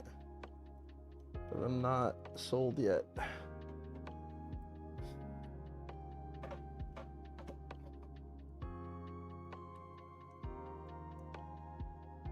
Damn, how did I miss these screws? Oh, I missed a lot of screws. This is why we double check.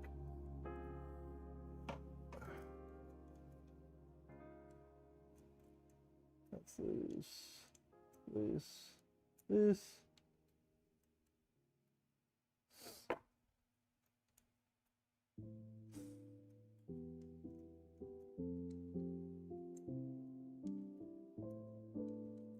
Okay. Those are all loose. So now that that's loose, I wonder if I can loosen up this a bit, like that. I need all the fans. I was working outdoors, about 3 inches of clothing that was still dry. Oh man. Yeah, giveaway link is open, so make sure you get that filled out. We'll do our Polymaker filament giveaway in about 15 or so minutes. Casio says to smash the like button. I agree. Oh, that's wrong.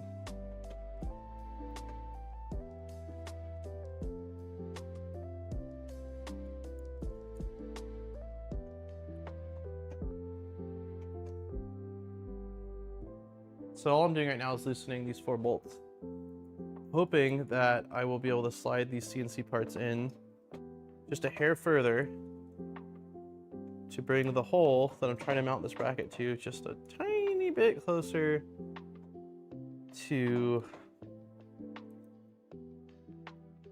the bolt hole for the bracket. So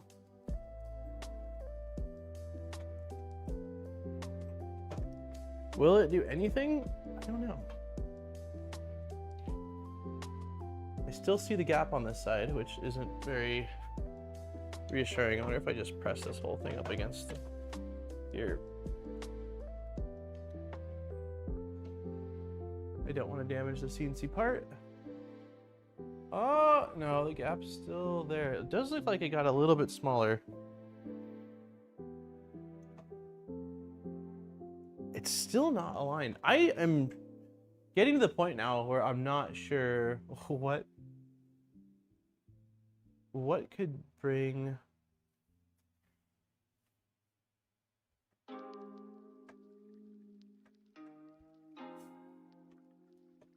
I'm not entirely sure about what the call is right now. All right, let's try this one more time.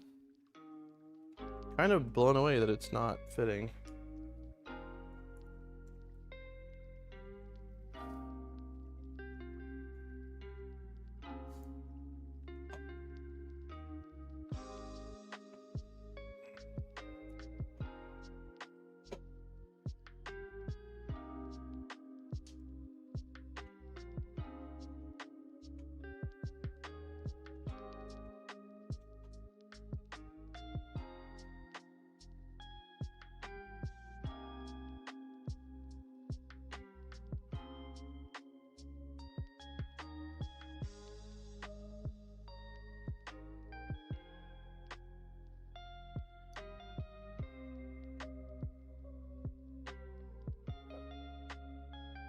I don't know that the gantry is perfectly squared nice. I kind of doubt that it is. My thought was that we would... Oh my god, oh my god, oh my god, oh my god, oh my god, oh my god, oh my god. Okay. That one went in. Yeah, I don't think it's perfectly square. I was anticipating we were going to have to loosen some stuff at some point to sort of square it. I did my best using the quartz slab upstairs, but yeah, I doubt that it's perfect. But I do think that based off what I did, it should be good enough. But we'll see. Let's see if we can get this side in.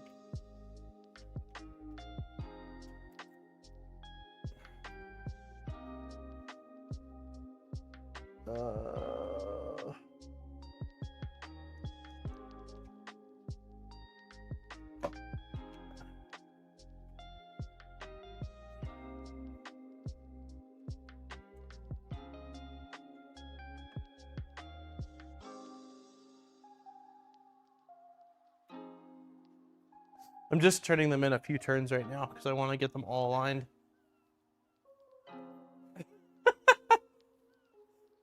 I thought you were going to sleep, Deanna. That was like a 15-minute power nap. I didn't think we were gonna. I did not think we were gonna see you till next week's stream. Uh-oh.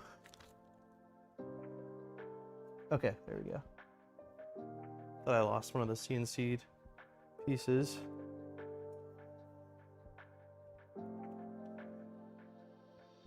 "30 minutes? I thought you were going to sleep for like the night. Wait, how is this not?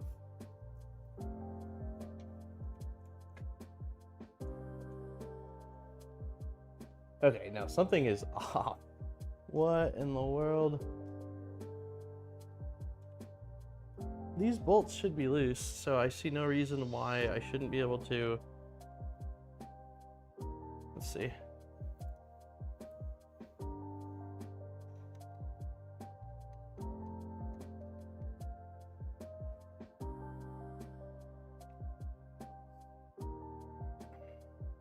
My 149 subs won't cut it to offset my income.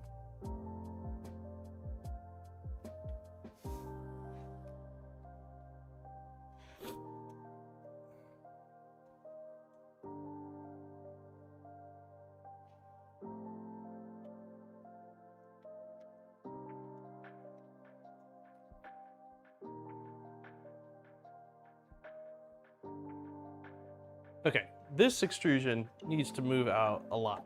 That's what's happening, I think.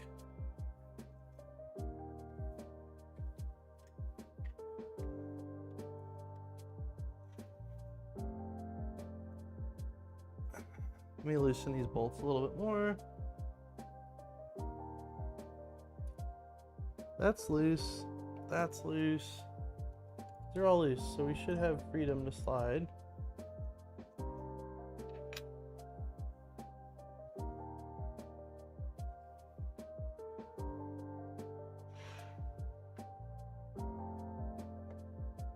That is as far as it can slide.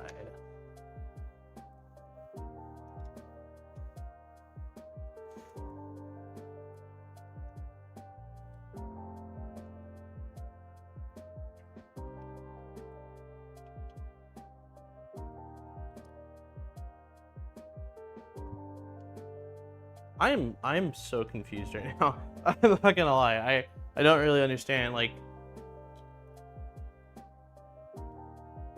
I don't see how this could be, like, front to back, I don't see how that could have any impact on anything. The only thing I could think of is maybe I need to loosen my x-axis as well on the verticals or the horizontals. I'm gonna try that.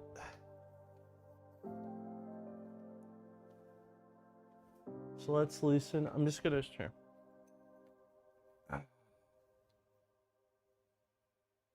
I feel like I didn't need to bring this upstairs onto the quartz slab based off of how just not square things seem to be. So game plan now is loosen this. So now all of our verticals. have the ability to slide. I'm sorry, not verticals. Like if we're looking at the front, the horizontal extrusions are going to be loose.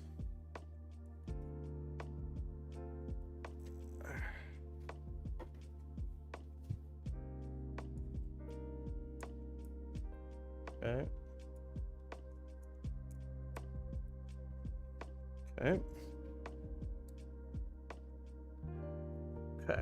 So that should be able to move. Okay. So let's see if we can get this one on. Let's just try a different one.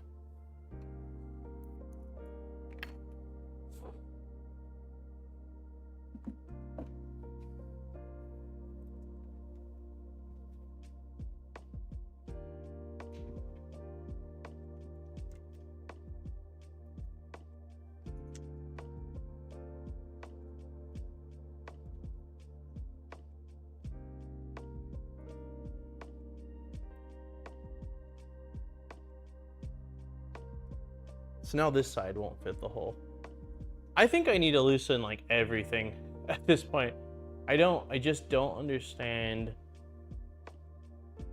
how this could be the case. With the vertical, like with these linear rails basically being smushed in from the CNC part, the only thing I could think of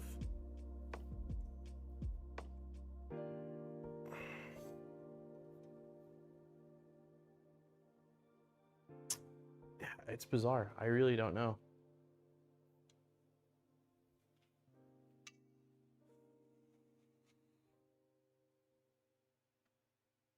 I wouldn't think it has anything to do with the fact that the heights on these are slightly different. Are you parallel with top and bottom? Not perfectly, no. No, not perfectly. I mean, I'm just using the zip ties.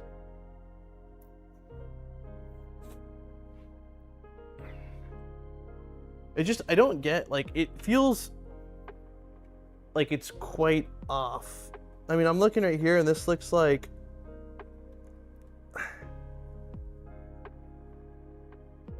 I mean, 3 millimeters or so off. It's quite a bit. It looks like it needs, like, this CNC part needs to get pushed inward 3 millimeters this way. But it can't go 3 millimeters this way because the linear rail is there.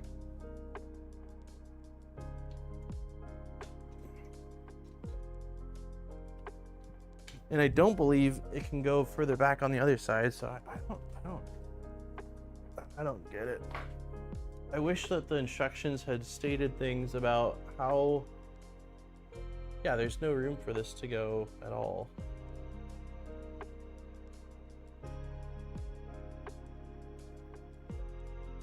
This has a tiny bit of play. Teeny tiny bit of play, but definitely not 3 millimeters.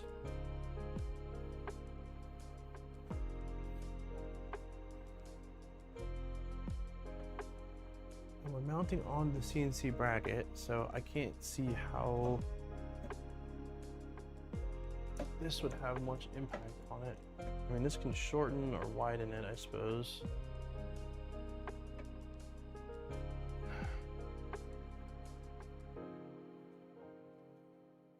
I mean, the only thing I think of is loosening basically everything from on the gantry and just seeing if I can shimmy things around, and then using the rails to sort of align things together.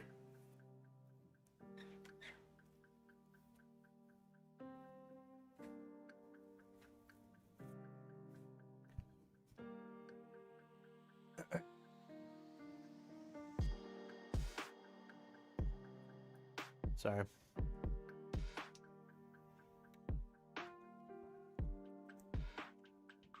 So it's like, I can widen.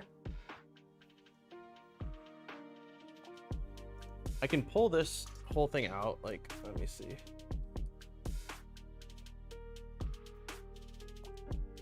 Wait a minute. Wait a minute. Hold on. Did I just figure it out? Hold on.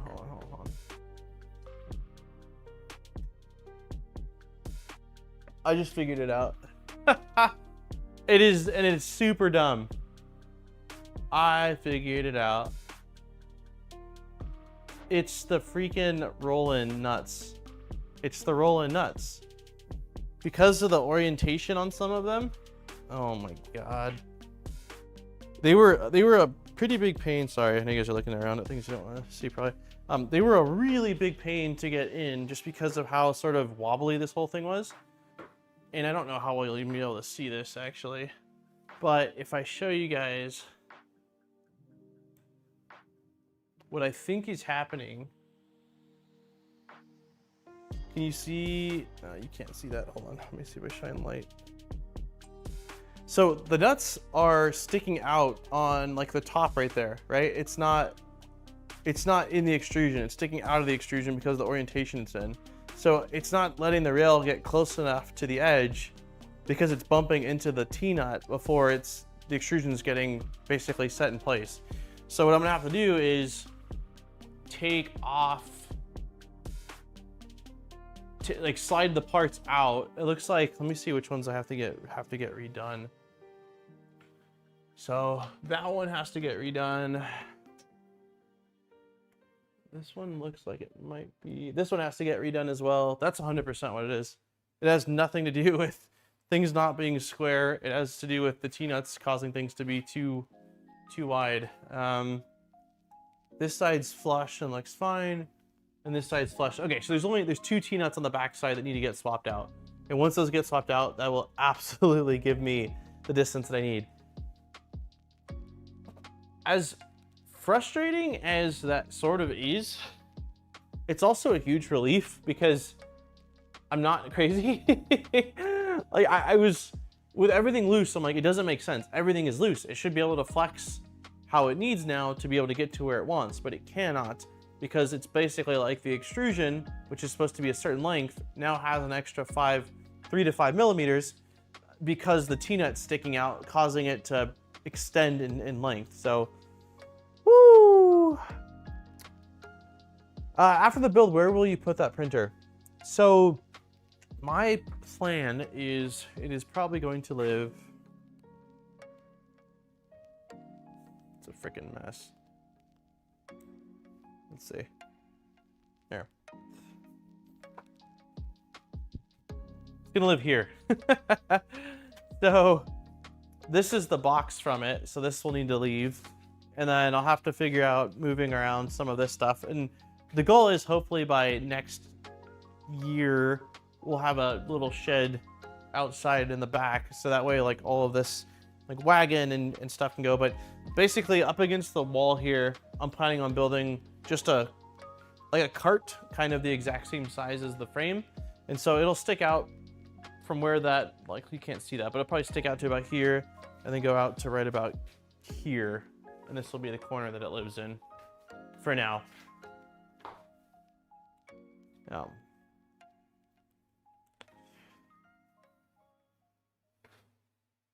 In my garage. Ugh. Gosh, I cannot believe that those T-nuts, when I installed that part, I thought about it too, but I had such a difficult time because of the weight of the part and the wobbliness of the part. I had such a difficult time getting the T-nuts to slide in.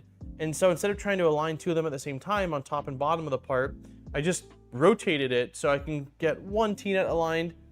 And then once it's like 1/4 or 1/3 through into the extrusion, then I aligned the one that I had turned the other direction. And so I knew that I had done that, but I didn't think it would be an issue because I didn't realize that the extrusions would be butting up against the frame. I thought that they were going to be floating inside the frame, but that's not the case. So, sheesh. All right, it is giveaway time. We have got 67 entries. I will leave it open for another probably 2 minutes here.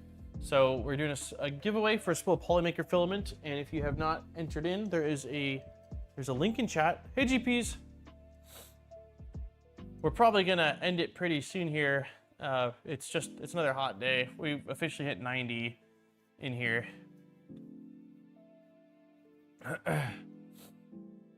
But we made some progress. A lot of the progress I did off stream, to be perfectly honest with you, but I got the gantry built, and then we were working on basically getting the gantry installed, which has been the majority of today's stream, and I ran into an issue that I ended up just figuring out what the issue was, and it was the orientation I put the roll-in nuts or roll-in T-nuts in was causing it so that the gantry couldn't fit. So I have to adjust 2 nuts, and then I think my plan will be by next stream, all the belts will be done. So I'll basically get this installed, get Z belts installed. So next stream we'll be working on tool head.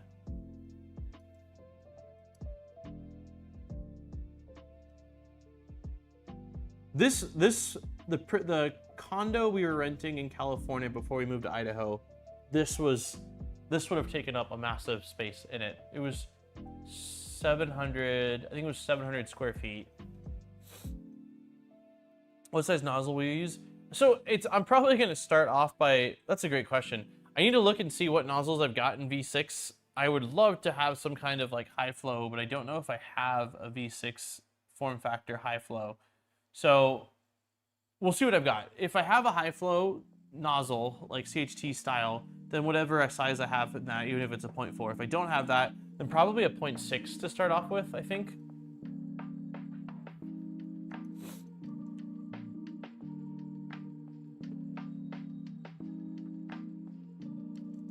I haven't fished since I was probably a teenager. I don't think solid. I want to. I'm from California, and we moved to Idaho 3 years ago. My dad fishes quite a bit. He just sent me photos. Actually, it's probably last week of some trout that he recently got. So they just got a house out here a year ago, and they're not out here right now. They're on vacation. But I really want to go fishing with my pops, and then when Jackson's a little bit older, take him fishing as well. So I don't know that it'll be fly fishing. It might just be like traditional fishing, but it is something I could see myself wanting to do. Is the gantry a full 4 sides? It's not. You mean like the front crossbar? It's not. It's the same as like a 2.4. So backside, left and right, and then just your X across it. I would not have been upset with a front bar given the size of this thing and the fact that they just stuck with 2020s. I do feel like when I had this thing fully assembled and I was kind of moving it around, it felt a little bit more flimsy than I would have liked, and I do feel that having that cross beam on the front would have helped mitigate that a little bit. Take that boy fishing. I was fishing before I could walk. I need to learn.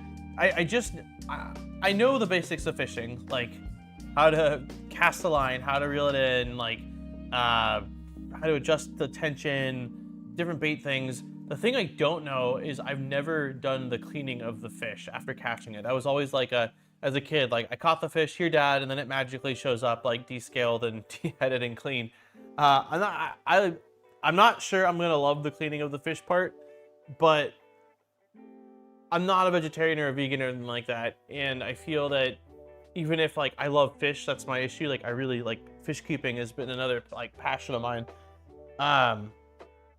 Knowing that like it's for consumption and that I'm not wasting the fish, I feel will help me not be so bothered by it. I just want to figure out like one, how to do it, and two, like the most humane way to process the fish. There is a chance that this will get a tool changer upgrade, Luke. The Index, this is probably right now the biggest candidate I'm thinking of for Index, possibly. So we'll see. I don't know. I kind of change my mind all the time. The X-beam looks like, yeah, because of where it's at, right? It does slide. I mean, I don't have anything tensioned right now. I loosened everything when we were trying to figure out why the gantry was loose, but it does slide really nicely.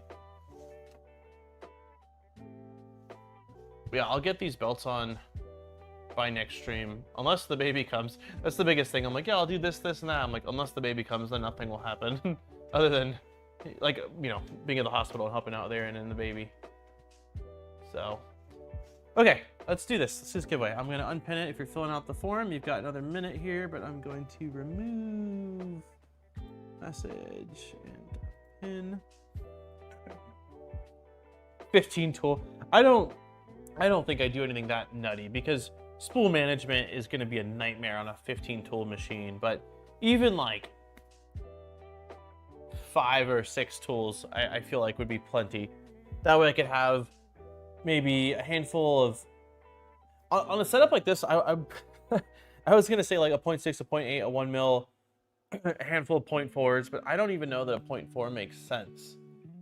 I feel like if the project you're working on requires a 0.4 millimeter nozzle, this is not the printer for you. Like this is like 0.8 with, 0.8 with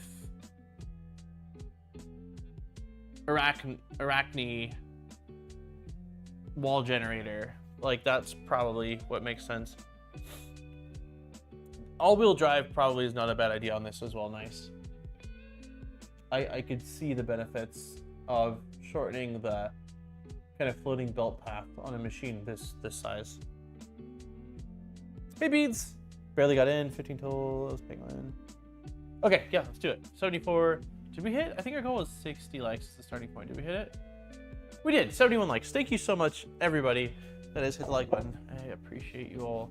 So let's do this. Let us do this. 74 entries. Let me grab everybody's name.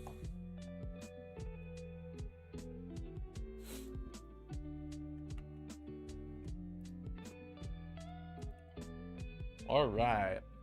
Okay, I know that last week I picked how many times we were shuffling it, and I think I did the same the week before. So how many times do we want to shuffle this wheel today, everybody?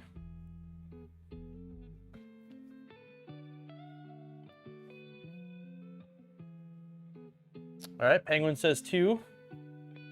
Chris says 4. My buddy in LA called me and said to come to Idaho to fly fish. I'm in Australia. Oh, you're in Australia? How cool. I was blown away. He thought to ask. It was his first time back in 30 years since he was a kid. I couldn't go. Okay, we've got a lot of small numbers today. Penguin said 2 twice. Tuxedo says 4 and Chris. We'll do 4 today. We'll do 4. Nice small number. All right, 4 shuffles. 1, 2, 3, 4. Also, the usual thing for anyone that's new. Thank you to Polymaker for allowing us to do these giveaways. If you're in the US or Canada and you win, you will get a gift card. Anywhere else in the world, you will get a $35, you can pick a spool on Polymaker's website up to $35 in value. You will receive an email from me in the next 24 hours, unless you're TT, I'm really sorry, with a form and a unique code you'll need to fill out the form and get your prize. So yeah, and if you do want to support the channel, there's a link in the description to Polymaker's website, and all purchases, a portion of it does support the channel, and it doesn't cost you anything, so it is always appreciated. And on that, we've already shuffled, so here we go. Good luck to all of you in 3, 2, 1. Boop.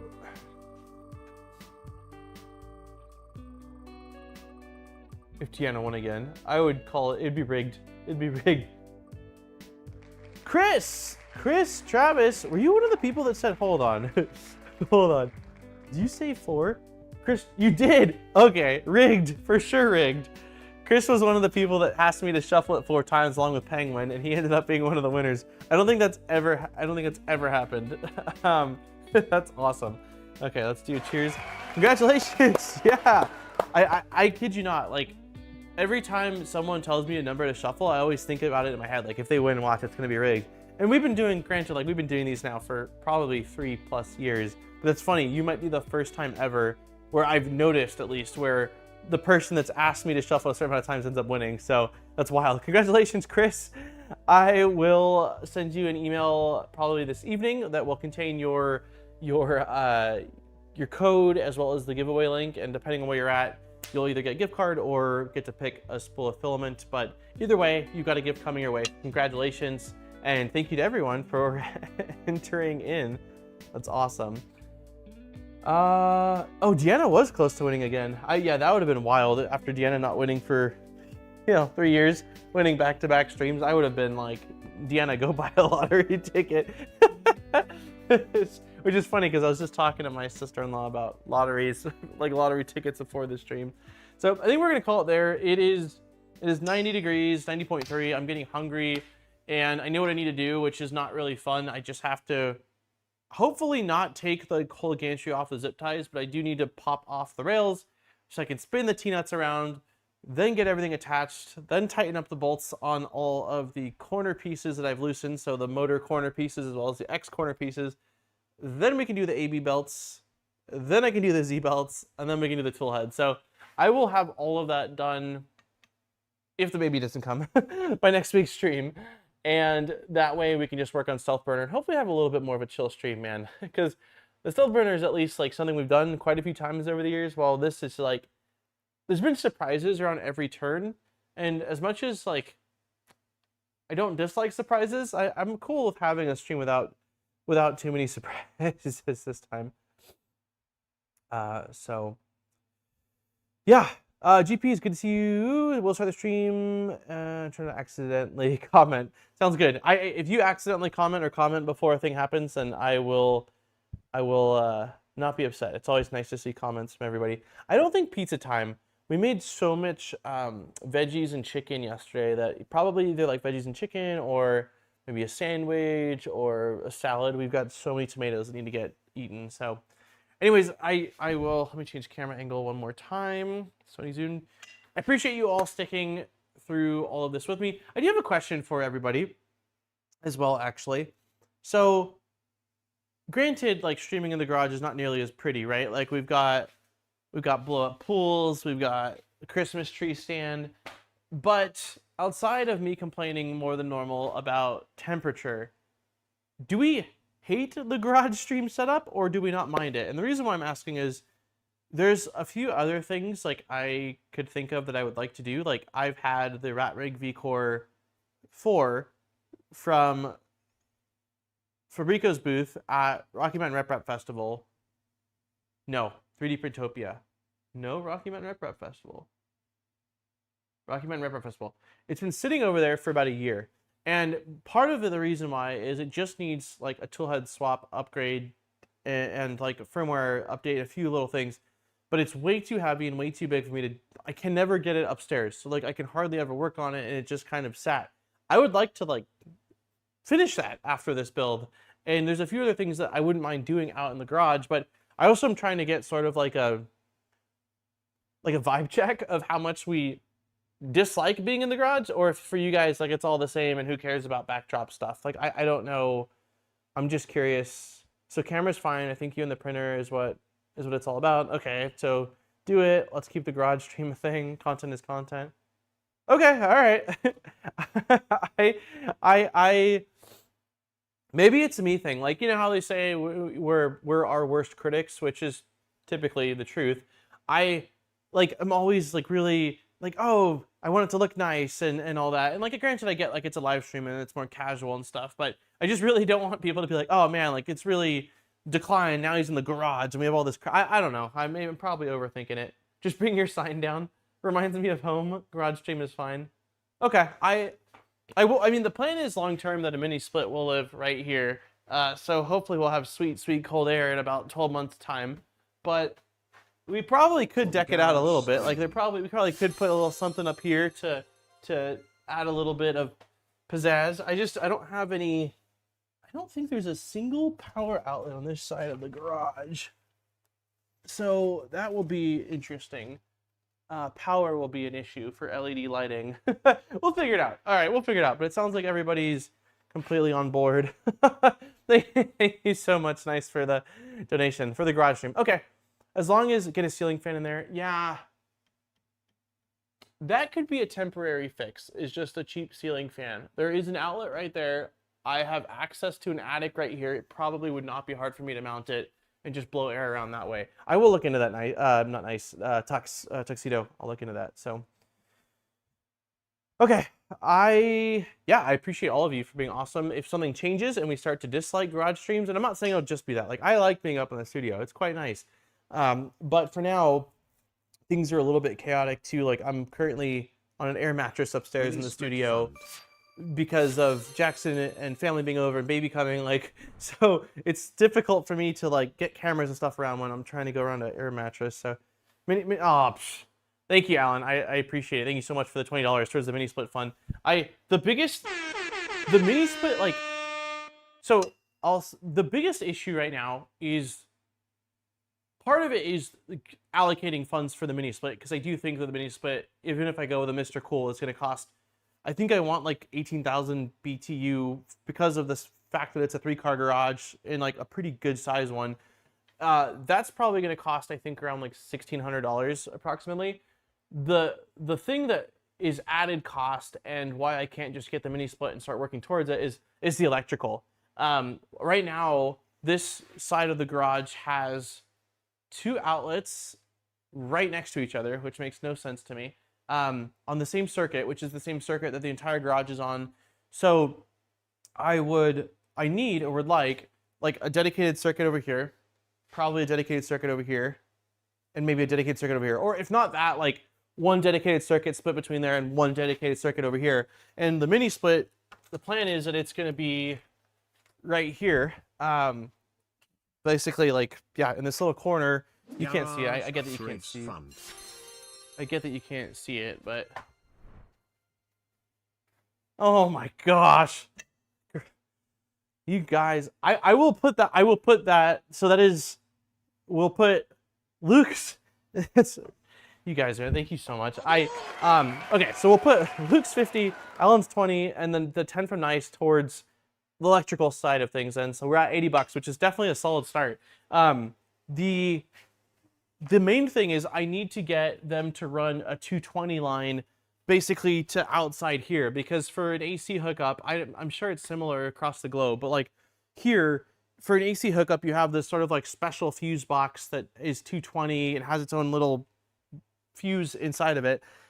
So that's the biggest thing, is like once the electrical comes and I get the electrical set up for it, I feel like I'll have a much easier time being like, okay, I'm allocating funds for it, or like I'm really making a push for it. But knowing that like an electrician has to come out and I don't know what that will cost, I have no idea how much it costs to add a circuit. I mean, the good news is that, can you guys see? Yeah, you guys can see. The good news is, which at least I think is probably good news, is that the box itself is just right there.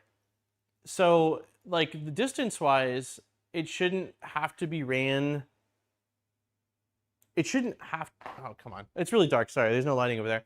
It shouldn't have to be ran very far, and it looks like I've got, 1, 2, 3, 4, 5, 6, 7, 8 open slots, probably. And the thing I don't know, these are all 15 amps. And then there's some 20s on here. So it looks like a 20 amp circuit probably only needs one of those. So I think we should have plenty of power. I think we should have plenty of power, like available slots, so that this box will work. So that's at least the good thing. I should probably, once Landon is here and the dust has settled on being new parents again, I will, or not new parents again, but like being newborn parents again, I suppose. I will probably call out an electrician and just at least get a quote so I know what we're looking at, because I have absolutely no freaking idea. No fuse box there. Interesting. Yeah, thank you everybody for all of the continued support. Memberships, donations. It helps a ton. It helps a ton with both like camera equipment, stream equipment, stuff like that, but also just like gear and parts that are needed to make the streams possible. Like a lot of stuff does get provided by manufacturers, but there's still a ton of stuff that like does get purchased, on from out of the channels funds. So okay, I will keep you all updated on everything. If baby ends up coming, Help for electrician. Lisa, thank you so much, Lisa. Help for electrician. You guys are awesome. All right, we've got, we got 50, 60, 70, 80, 90. It's 100. I think it's 100. Is my mathing? Yeah, it's $100 towards. That's awesome. Thank you so much. That is freaking sweet. I will keep everybody updated on both the garage stuff, of course, but also baby stuff. If baby ends up coming, I will just post in probably live stream chat, so that way it doesn't get lost in chat, just saying, hey, baby's here, no stream next week. I'm definitely like, I'm at least going to take off 1 week of streaming, and then it will just depend on like how things are going here with baby and Aaron and Jackson. as to whether I can return to streaming the following week. I don't like missing streaming, but I also I prioritize baby and family, so we'll see. Do the garage, just be mindful of the fellas. So, yeah, family first, I agree. But we need to build the Venture XL. Baby's got to have somewhere to sleep, right? I'm thinking like this will be Landon's, you know, kind of like crib setup right here. I know. You're all right. You're all right. Baby and family is more important. I don't disagree. There's no disagreement with me there. I just know that like whenever I do miss a stream, I get like the itch from like, man, one, continuing the thing that we're working on because these builds always take so long. But two, like it feels weird not getting like seeing your guys' names in chat for more than a week. It feels weird. Like I'm used to Wednesdays, I check in with everybody, see how everybody's doing, and kind of hang out for a while. So Erin gets to punch you if you try to. Erin is not a puncher. She's a karate chopper. So she will every time I say something that's like jokingly insulting, I get like the hand up like this, which is her letting me know like, hey, there's a karate chop coming my way if I don't stop. Looks like you're almost done. Winking face emoji. Bearded! Thank you so much, man. You guys are freaking awesome. Yeah, I'm just gonna start a doc here. And the doc is just gonna be called, or not a doc, like, yeah, it'll just be, let me open up Notepad. And I'm just gonna write, garage, electrical,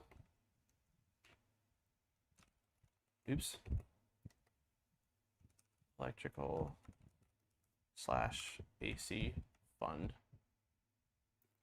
And I'm just gonna write $110 towards it. This is what we've raised from here. That's awesome. Thank you, everybody. You get a 30-minute chat. You get a 30-minute, you have a great community. The community is awesome.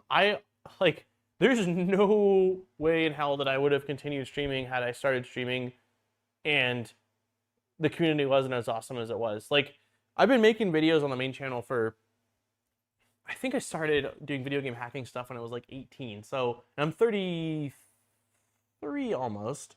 So we're talking 15 years approximately now.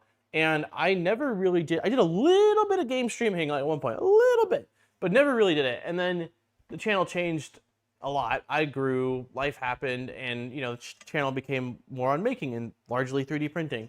And I wanted to do streams for a really long time, but had all sorts of reservations about like, would people enjoy them? Like people like my content for sort of like conciseness, I think, you know, like would they like scattery, running around all over the place, screwing things up constantly, you know, live streams. And so I was really nervous, even like after making content for, so we've been live streaming now for probably 3.5 years, I think.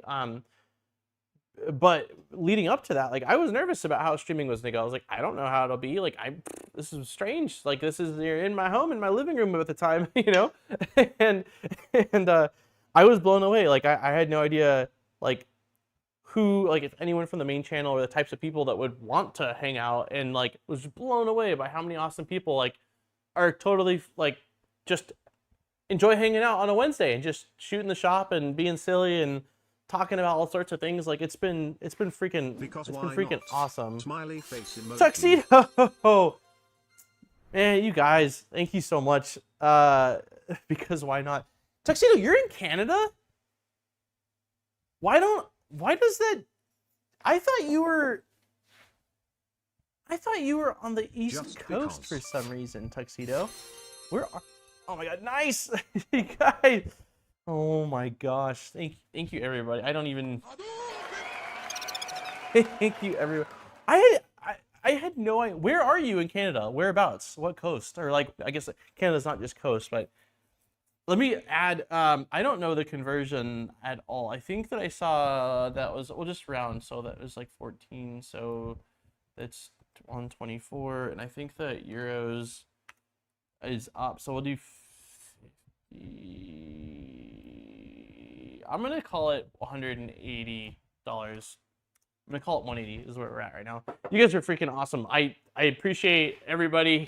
Certainly, like I said all along, like it's never something that I'm like you have to donate. Like, if you can and you want to, like, it's of course appreciated. But everyone that's just here chilling, hanging out, coming back, smacking the like button, and just being a part of it all, like, I appreciate everybody. So yeah, thank you to everyone for being awesome. And things will get better in here, be it more lighting, AC, eventually a shed, so this will be out of here, and at least we'll have printers and not blow up pools and stuff like that. Like, it will get better. It's just right now, I am a strong believer in using what you got. And I mean, we started live streaming, it was in the living room.